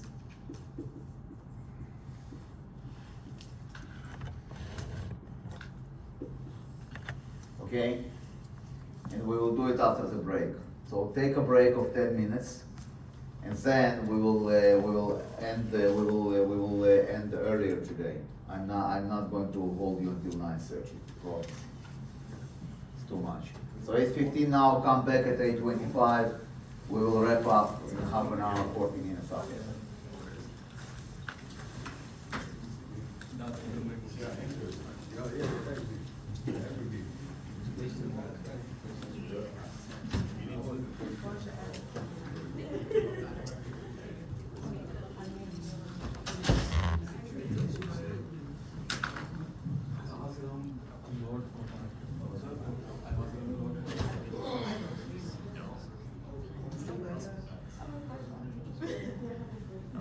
Guess what's up in the boss?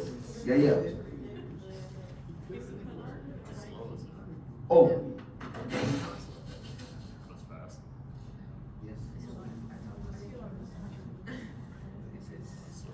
No, but you got it great.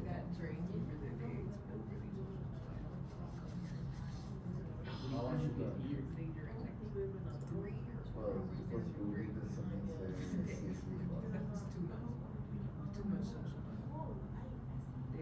yes, but I know, but it was 80 before, now it's 9.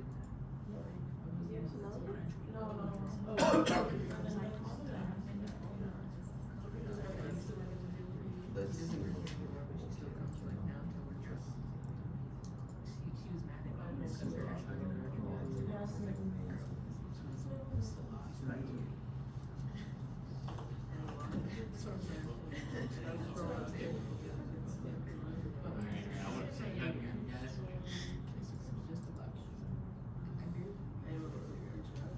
I met with one of them when I was cool. I met with her in person. I sent her to Snapchat.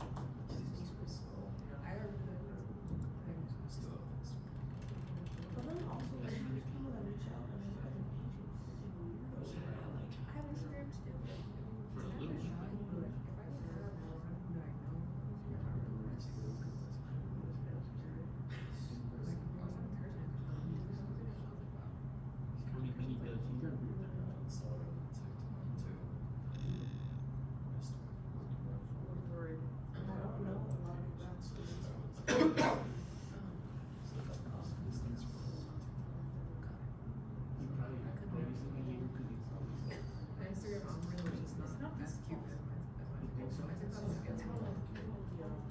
My brother also emailed me, and I was like, well, what do you do right now? I'm gonna leave TikTok and make a Facebook page.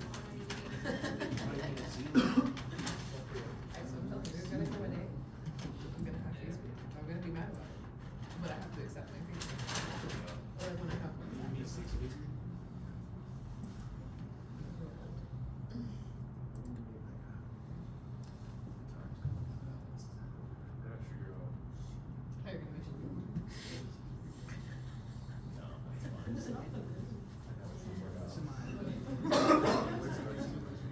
How you're gonna make sure?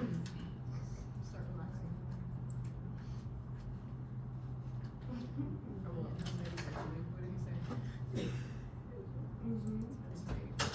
maybe actually, what did he say?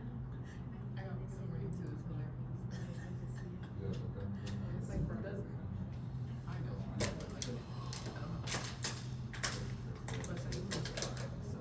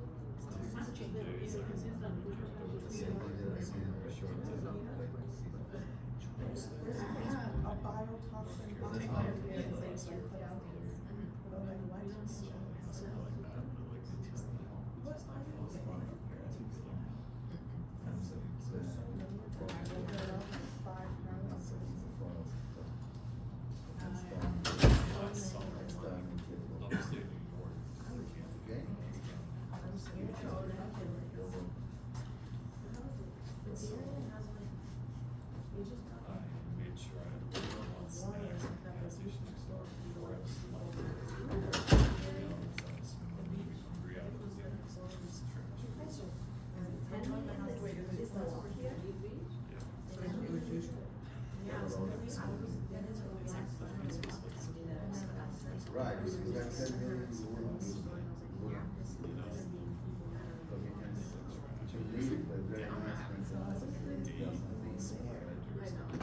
We're 4% out of 10 million for South Carolina. Very nice implementation of this.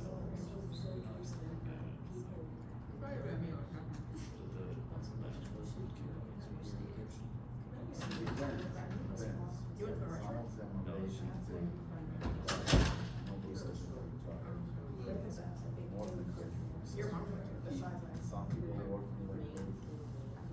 So it depends on the Thanks.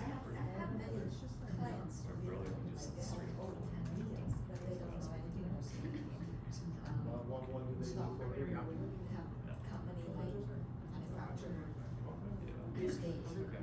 But 10 million is a lot. Yeah, 10 million. Actually, at the end of the class, it was back. I wouldn't go with And they're all spaced out. Why would you compare? I didn't tell you because I can't help it. Well, it's my fault. Then I know. It does. I mean, when you get the 10 million, then I'll have a problem. Actually, I asked, I have an ex-colleague who was that.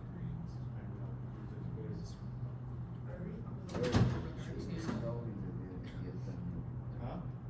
No, I said, I was like, I think he's cool. Now I realize it. I know, but it didn't help you. You get 10 million. Yeah, he did. That's another story. But yeah, I think in some ways he did well. He was a minor, she was financial advisor. And as far as I know, That's the thing. so otherwise, he's Look, Stanford High. Like my brother had a few years of my life. He still like stuff. yeah, I think big time. Like I tried to have the life. Like a medical system. So my brother every I didn't know time it was somewhere so Trying to get I knew that like they probably didn't want to be the first one to cover that. but he meant it was like I think those I was instead of money, practically he stressed too much, psychology. recognize the correlation, like the new manager is higher, and kind of a couple of months later he got cancer. And it hit them. What is the one he did with them? Okay. Is your brother like that? But what would you write? These people are crazy. They're He's a actually crazy for power. But he didn't want to. No, but he was a regular person, fully regular, but he wasn't like a manager. Yeah. There was a manager who was hired with a team, and he kind of peeled off of the team. I see you're right. Maybe his wife didn't want to do that. No, his wife had no control. She didn't have anything. That's the other thing. I don't know why she didn't have it right. But he kind of excluded it, even though going the basic. I always have Now it's a freaking match. sort of art. You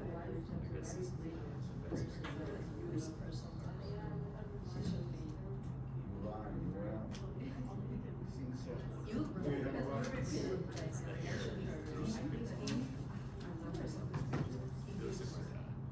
Do you have a Russian wife? Great. He looks like I don't know, like, say, like, I think they're more kind of European, Yeah. less like, really like hardcore. I think that's that, Ukraine, maybe like, your wife. But that's one way to stay in this country.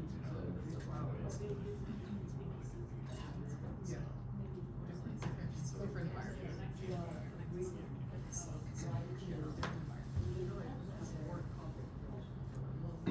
Don't deal with this stuff. My cousins who are twins, they're very like one of them's more like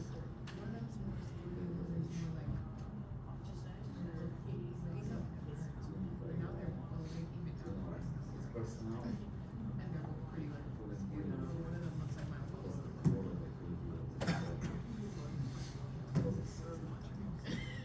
I was lucky that I got you. Yeah, I don't have all of them. I was actually I wasn't old like now, but I was older. Long hair. So people. But that we can't get. You'll be a daily budget. Yeah, I'm holding it. It's done, it's done. Keep turning over mine. Just Keep turning off your lights. turning off the money. Then you are saying, so that's also like that. And when you get PC things, then just keep turning over Yeah, mine. that's my sister, who, I'll make you, I can do it for free. And she hears her. Well, so far it didn't hurt me. I mean, it hurt me once, but that's a small thing. You just keep saying, I don't know, but it seems to be hurting. Yeah, they vanished. Because some people complain. But I was much more severe than she would say. I mean, if you ask me, I don't mind, I'll put you up. Very much narrower. Sometimes you I don't mind, just Again, I'll be careful. keep turning over. So, I know. So I've been doing,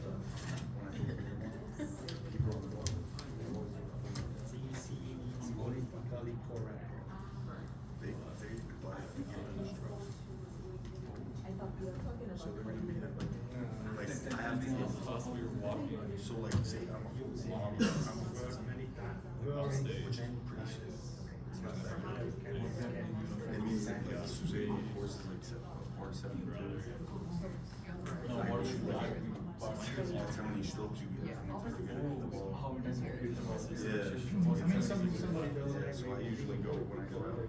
It's like a good round, so we get 86, and then like my normal round is just 88. Yeah, I say something or I usually blow my balls. That are all like. Get ready for the week. At least when I see them.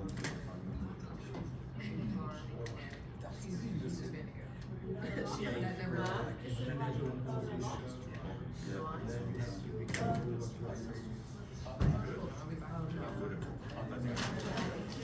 I play real tight though. I go for like, yeah, I mean like, I'm not Wait, gonna nobody cares, but I'm saying like. I play with you, then we play against. It depends on the freaking amount of. So, Well, they man. don't care about social media. You care, but there's no. Okay, let's start. Let's start. So let's talk about forward rates.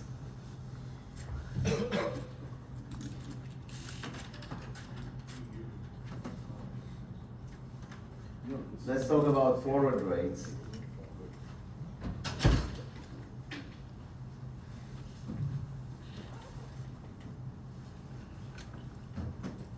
So what is a forward rate? Okay, so this is your timeline, okay, and you're here. So a forward rate, so let's assume that you have a 7-year discount rate and you have a 10-year discount rate, okay? So people are asking the following questions. So you have a rate, you have a 7-year rate, and you have a 10-year rate. Okay? What we want to know, what is going to be a 3-year rate, what is going to be an implied 3-year rate 7 years from now. This is called the forward rate. What is going to be the implied 3-year rate 7 years from now? If you know the 10-year rate and you know the 7-year rate, you can find what will be the implied 3-year rate 7 years from now. So how do you do that? Well, this is a zero coupon bond. So the equation for a 10-year zero coupon bond is this. This is going to be the present value of a 10-year zero coupon bond. Now you can actually get to this present value of a 10-year zero coupon bond by combining two discount rates.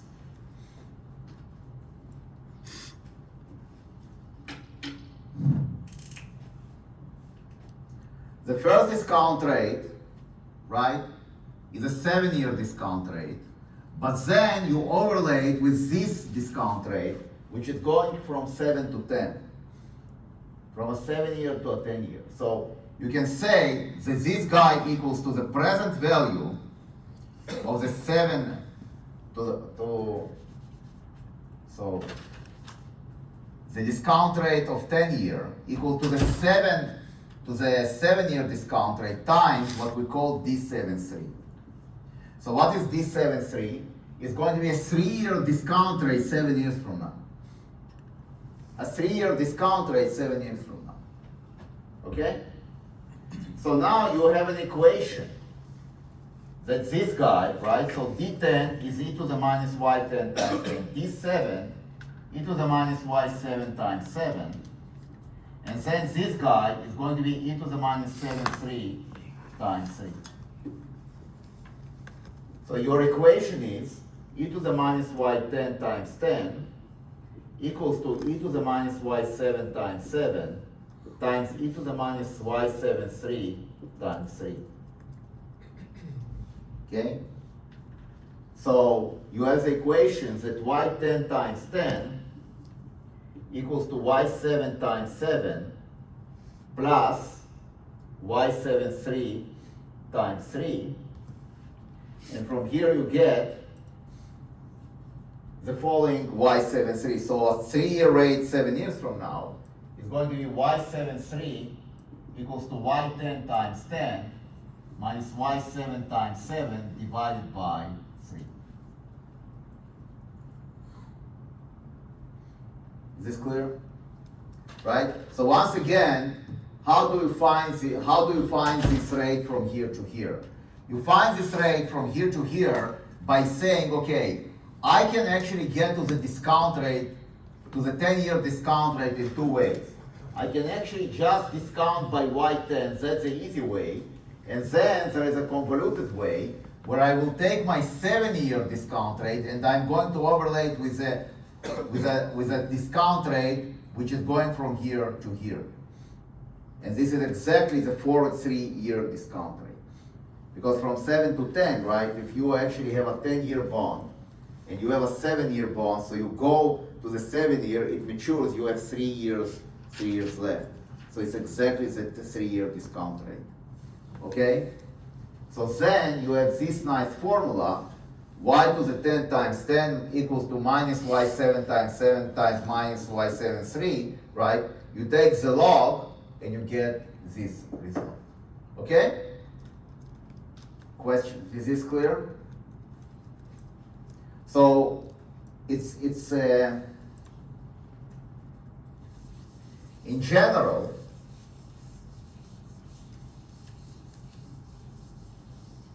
this is going to be your diagram in general. So this is your timeline. This is your big T1.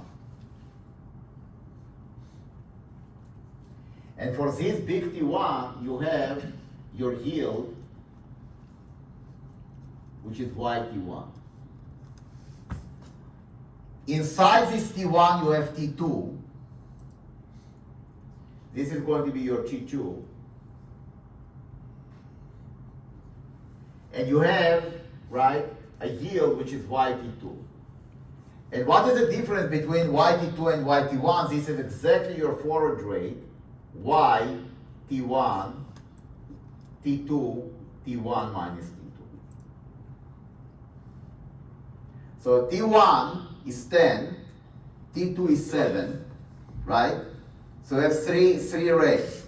You have the 10-year rate, you have the 7-year rate, and then you have the 3-year rate, which is 10 minus 7. And the 3-year rate is kind of forward rate. So what is going to be is the rate, the 3-year rate, 3 years from now. That's how you want to think about it. Now, why is it important, right? Why those kind of forward rates are important? They're important in the corporate world. Because there is no corporation in its right mind that will not actually plan ahead. So let's say that you want to actually build a factory in 5 years. Okay? You don't need to take the loan now. Maybe you want to take the loan 2 years from now. Because it takes 3 years to build the factory, right? So the factory needs to be ready for in 5 years. You want to build it starting from the 2nd year, right? So then you want to calculate what is going to be your implied rate of locking in the loan, right? And that's how you do it. Because when you actually want to take a loan 2 years from now, you don't look at the 5-year rate. You are going to look at the implied rate of a 3-year, 2 years from now. Okay. So this is kind of the game, okay, in the corporate world. Okay. And there's a whole industry of people on the street, right, that are actually betting on forward rates. And if you look at the forward rates now, they're actually pretty high. So you could say, okay, is it really possible? So if you think that they're actually going down, right? Let's say the forward rate now is 4%. So we can actually take an example. If we go back to our curve,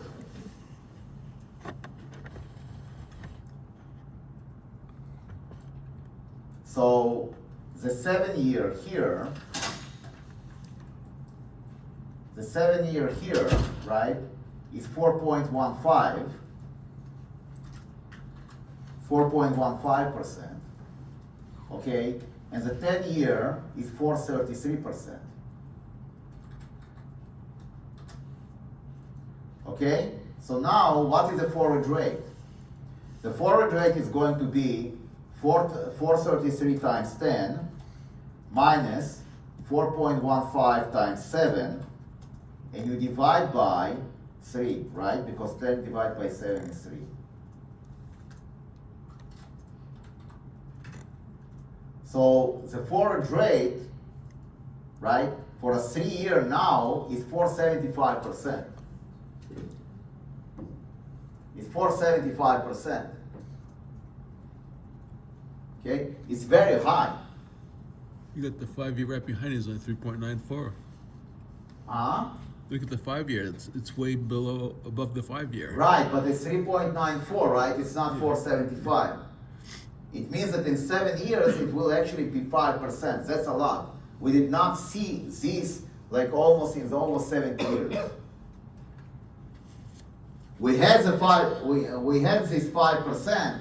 We had this 5%, we had this 5% in 3 years.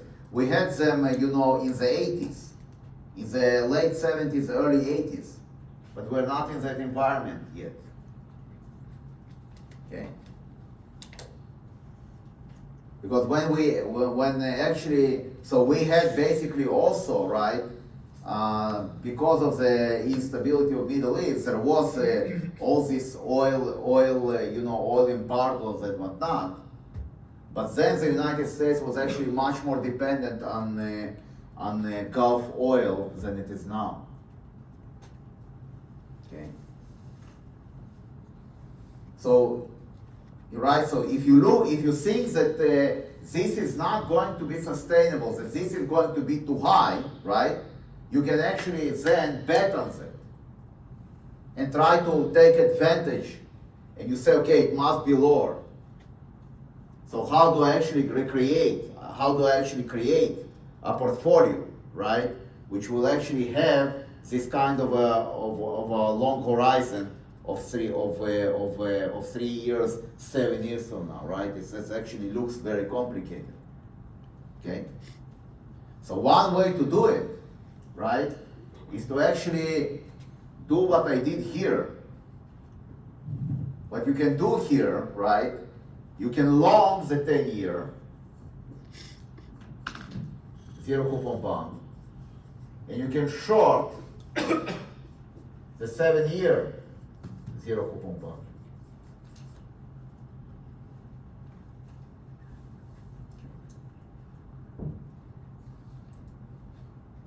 On the other hand, if you think that 475 is too low, and you think that we're going to have now a sustainable high oil prices and sustainable inflation, right? You can actually swap it. And then you will long the 7 year and you will short the 10 year, right? That's what, that's why people in Wall Street are making all this money, because they think about these things all the time and they play these games. Okay? So, one interesting thing about this portfolio is to look at its income.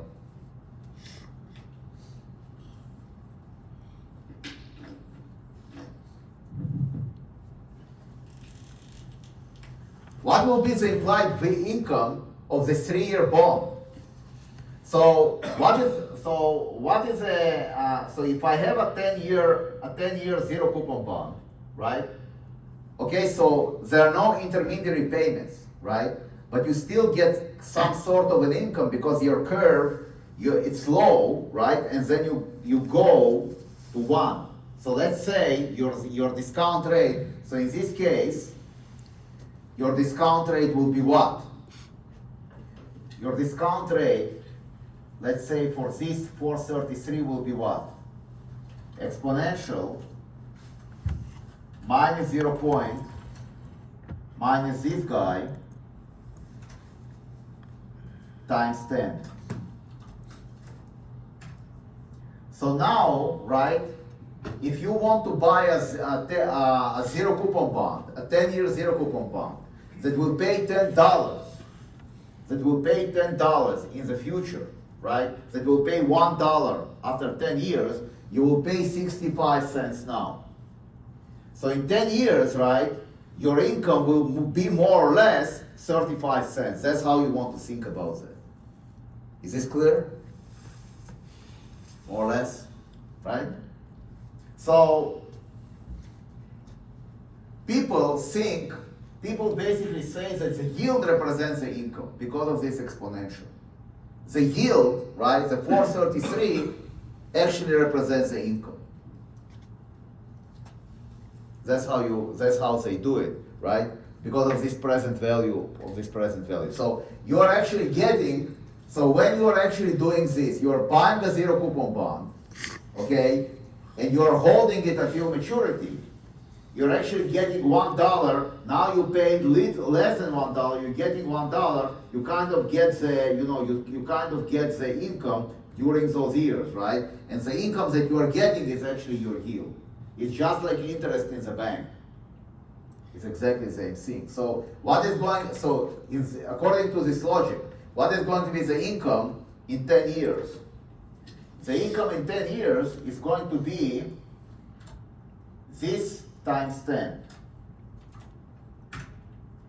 Now, when you actually add,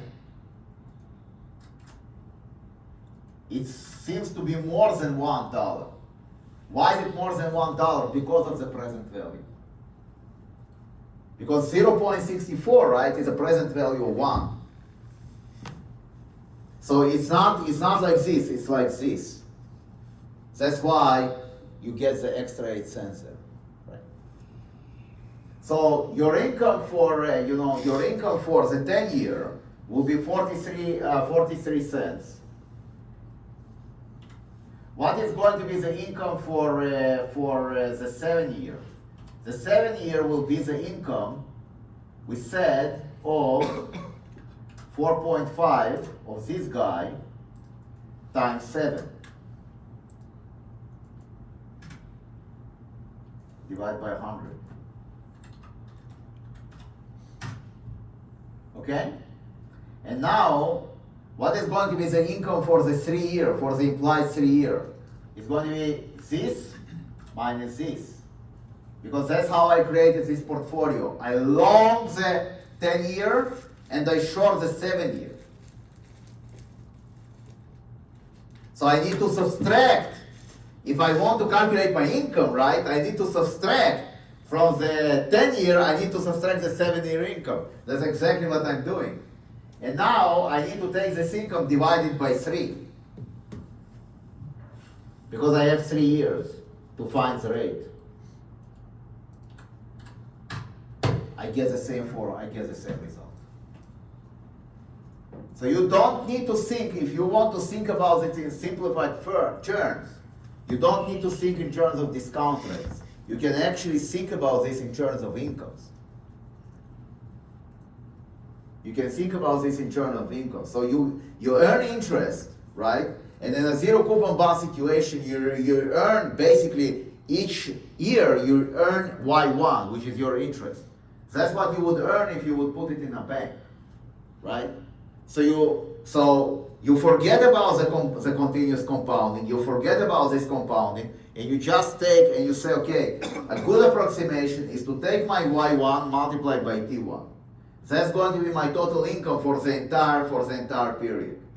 And then, because you actually want to, because you short the 7 year, you subtract the Y2 times whatever time horizon you have. This is your income for the rest 3 years, and you take this income, divide by 3, you get the yield.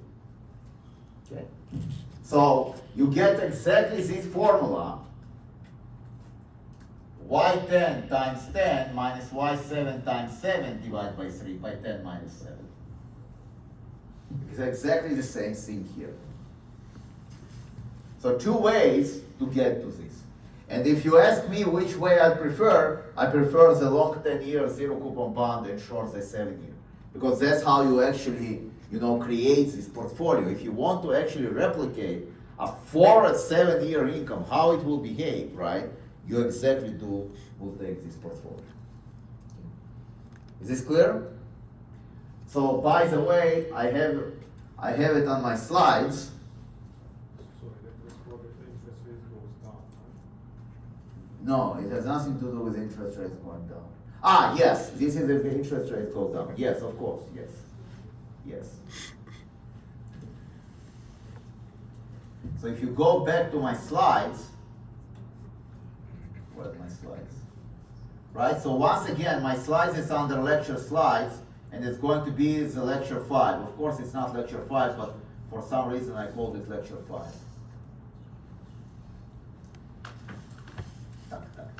Tuck. So these are the formula for the swap, and this is the formula for the forward rates. Okay, and now to your question, how do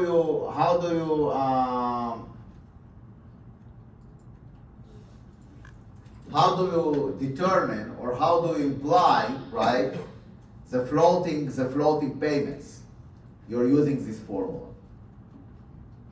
So let me show you an example.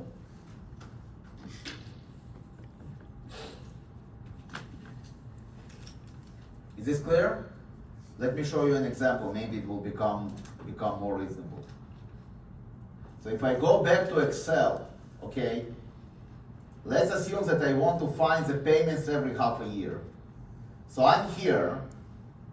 So let me just insert. Yes. So this is my swap rate. Now what is going to be my payments, my forward rate payments, right? So so the first payment is not a problem, it's 372. So what is going to be my payment? So for the first half a year, I'm going to pay 372 times 0.5 divided by 100 times my principal, which is 10 million. 1, 2, 3.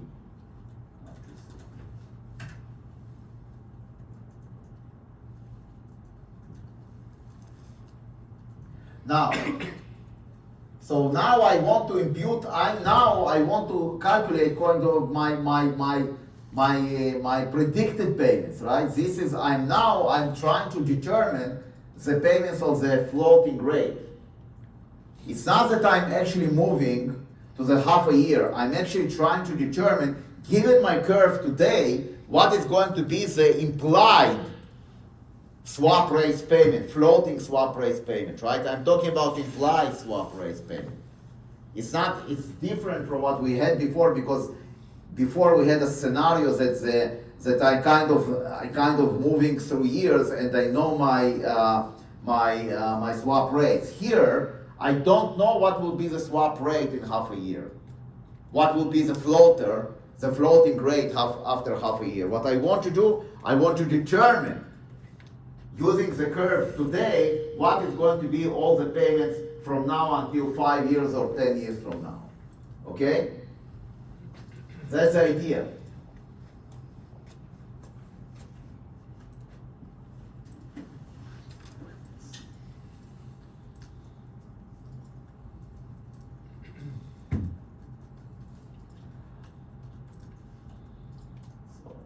Okay, so now I want to find what is going to be the implied swap rate at 1 year. Okay? So what do? I do this. 368 times 1 minus 372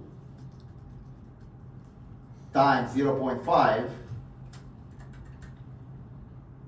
and I divide by 1 minus 0.5. Do you see the idea? Do you see the idea? I'm using this forward rate mechanism to find my implied swap rates. So I'm asking myself, what is going to be the half a year forward rate half a year from now? What is going to be the half a year forward rate 1 year from now? What is going to be half a year forward rate 1.5 years from now? That's how I'm determining these crazy swap rates. Okay? So when you actually design a swap and you get a sheet, right? This sheet will actually give you projected payments. That's how they determine the projected payments. They do it using forward rates. So the half a year forward rate, half a year from now, is 364. So my projected swap payment, half a year from now, right? So half a year, like 1 year from now, is going to be 10 million, 123 times this divided by 2, divided by 200, right? Voila.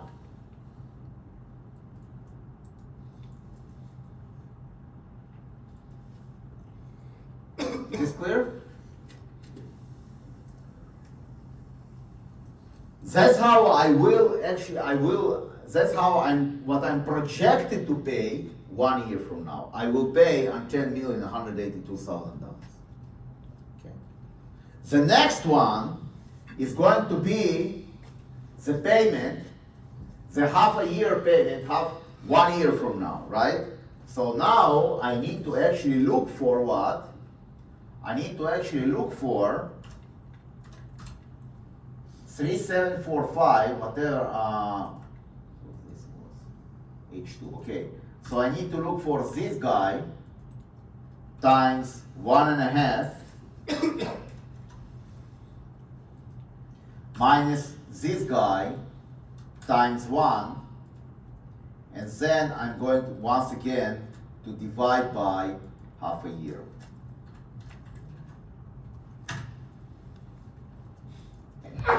Bless you. Is this clear? Yes. So the one you did just now would be the half a year forward rate, a year and a half from now, or 1 year? This one that I did now, right, is going to be half a year forward rate 1 year from now. Because you see it's between 1.5 and 1. What I did here, look at the formula. What I did here, if you go to show formulas, right?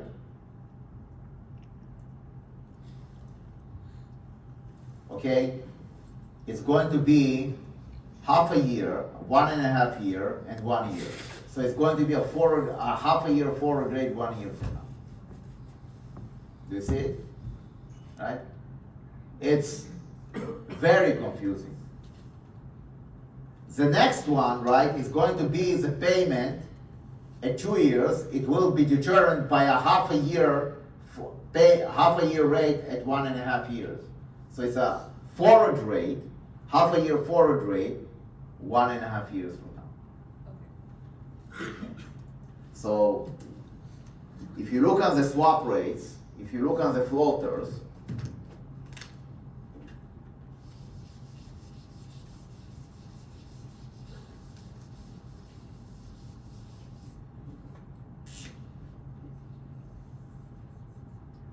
So you have a payment at 0.5, 1, 1.5, 2, 2.5, etc., etc.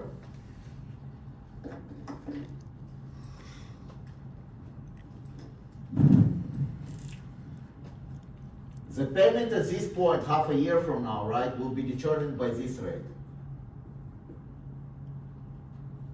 The payment at this point must be determined by this rate, by the rate here, okay? So that's why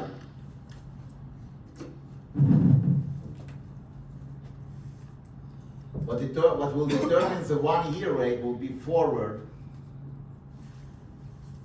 0.5 half a year from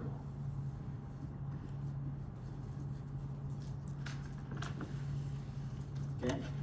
Now, when you move, so we determine the payment here. The next payment is 1.5. So what will determine the payment at 1.5, it will be the half a year rate at this point. Right? So this is going to be half a year rate 1 year from now. Next one is 2 years from now, right? What will determine this payment will be one half a year, forward rate 1.5 year from now. And that's how it works. You kind of roll, right?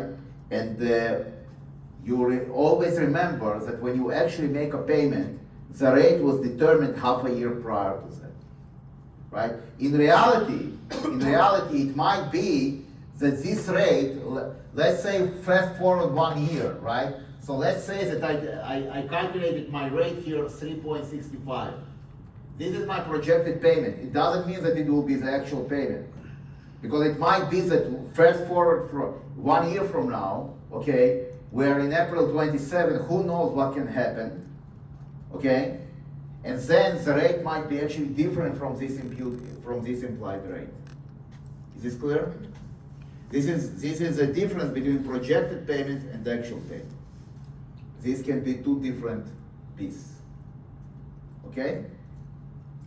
Questions? Is this clear? Is this clear? Good. Okay.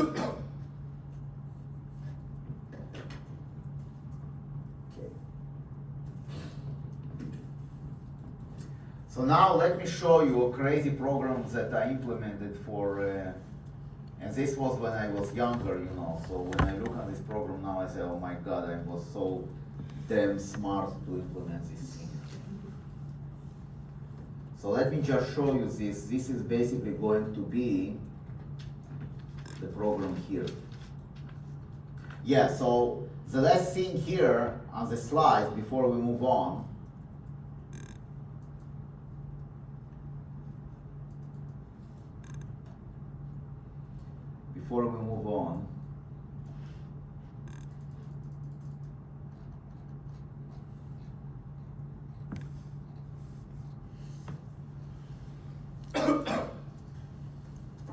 if I want to find the net present value of the swap, this is going to be my formula.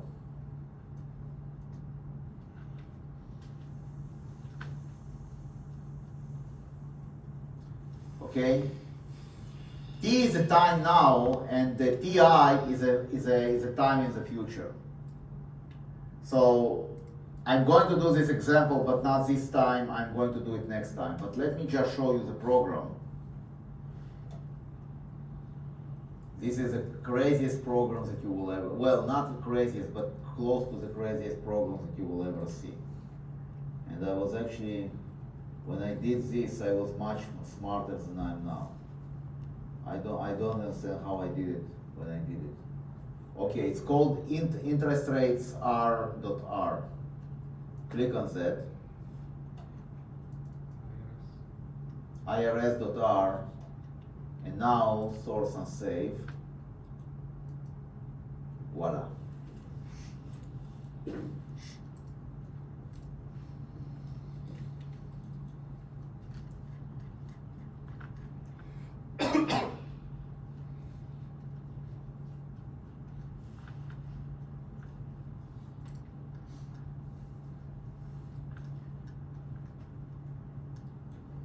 So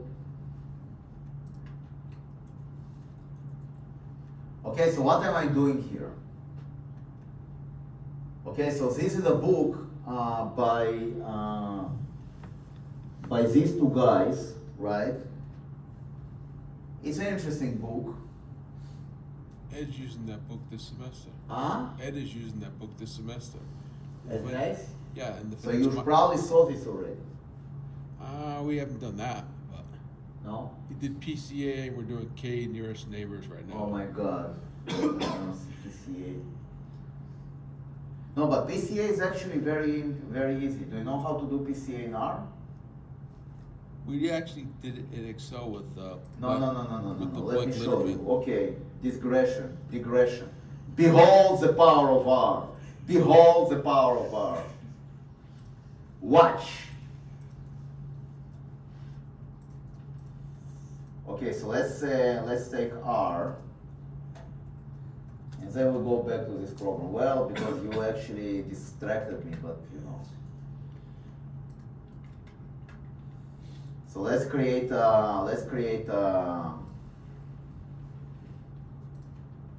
covariance matrix, 2 by 2 covariance matrix, column bind. Let's say 1 to 3.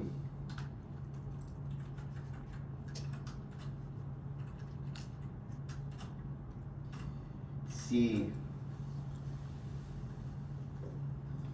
2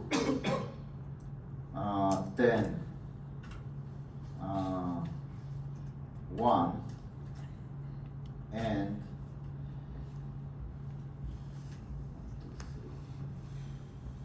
3 1 20.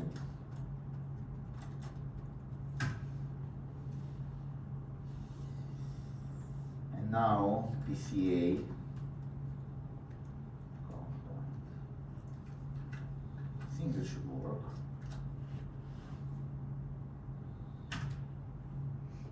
PC maybe.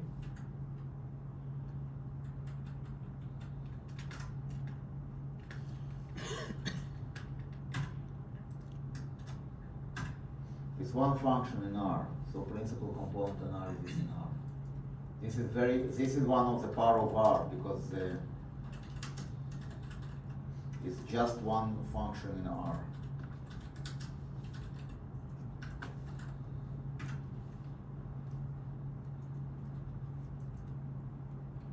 Blah blah blah blah blah blah. I just want this in R. Huh? PRCom.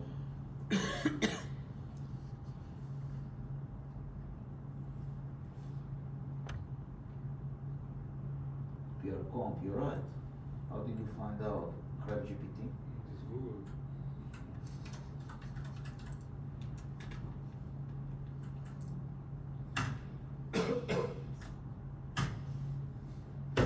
Done.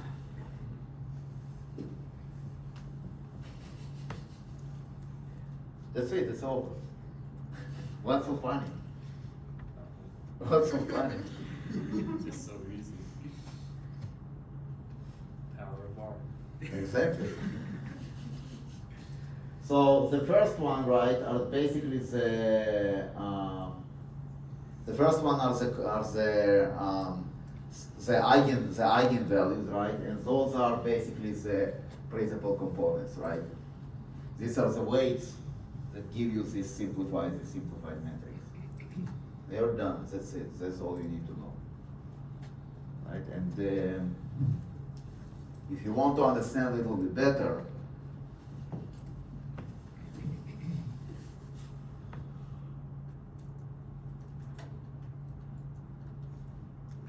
you go to this bloggers.com, right? Our bloggers, and you look for principal component analysis. So if you want, I can actually deploy it for you guys on the announcements as a favor. They actually send out an email every day. Huh? They actually send out an email every day if you subscribe to it. Our This? bloggers, yeah. What do you mean every day? They send you an email about a different R function and. Yeah, I know. So you are saying that's a good source for R? Absolutely. That's my source for R. Because it also gives you, you see, it gives you like examples how to do it, right? So you get the data, right? Then you have this. Then, well, you can actually do partition data, but you don't need to do it. You can just go directly to this principal component analysis. Okay? It's amazingly powerful. So it gives you, it also, you see, it gives you also the plots, right? Here you can actually do the plots here. You can do whatever you want. I mean, this is like prediction with component analysis. You can actually, if you want to use this as a predicting algorithm, you can actually do it as well. Okay. We were breaking down S&P 500 returns with it. So yeah, so you have maybe 3 components which are actually relevant. All the Yeah. other one is garbage. That's all we used. But First yeah, three. but you can do, but the S&P 500, right? You want to actually download the 500 stocks, Yeah. right? And then you have a 500 by 500 matrix, but you can take this, right? So you have the 500 stocks, you download it into R, you find the covariance matrix. I show you how to do it, right? You do column bind, and you do cov of this, and then PR comp, and you get the first 3 components here down. That's actually a lot harder in Python. Oh, absolutely. Python a freaking nightmare. It's just people don't realize it. Just think about, okay, they told me that I need to be careful of what I'm saying because I can be suspended again, so I do not want to actually go into this discussion about Python. But you know my opinion. Okay? All right, so let me just go back to this program and then I'll let you go. So this program, okay, implements the swap rate in its full power. Okay? So here is a primitive, you know, it's a primitive, it's basically, he actually loads in the rate directly from Bloomberg, as he actually points out, and then he creates a swap. So here,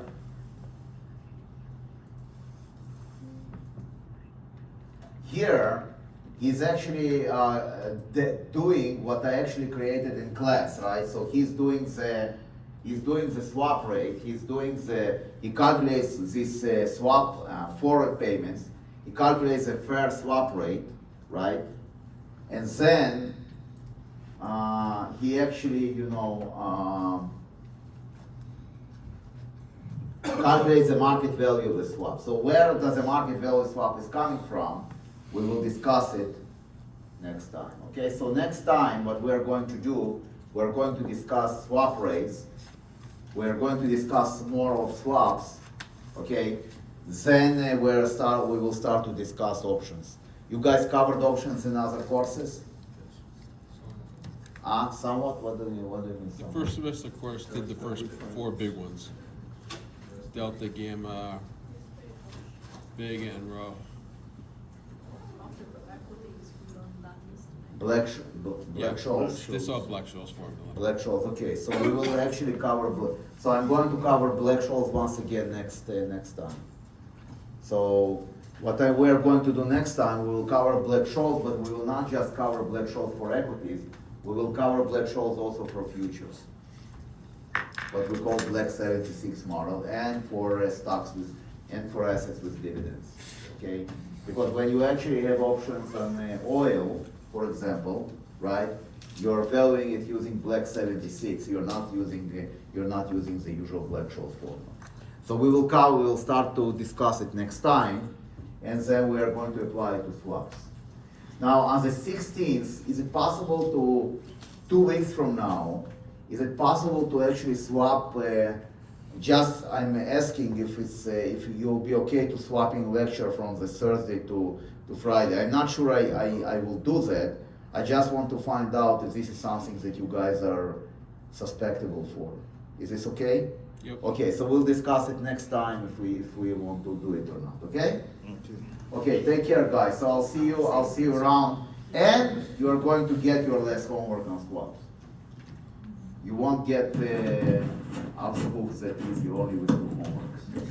Too easy, lady boss. Yeah, man, no, don't, I wouldn't be.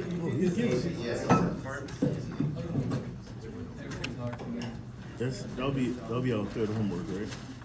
Yeah. You already corrected the second one? Yep. It's already graded. Let me see. Yeah, check it. I'm gonna check it in a minute. Predict tomorrow.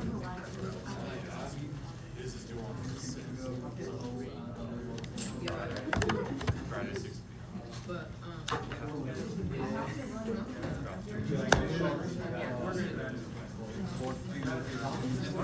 This was graded 87. You got 87 in both.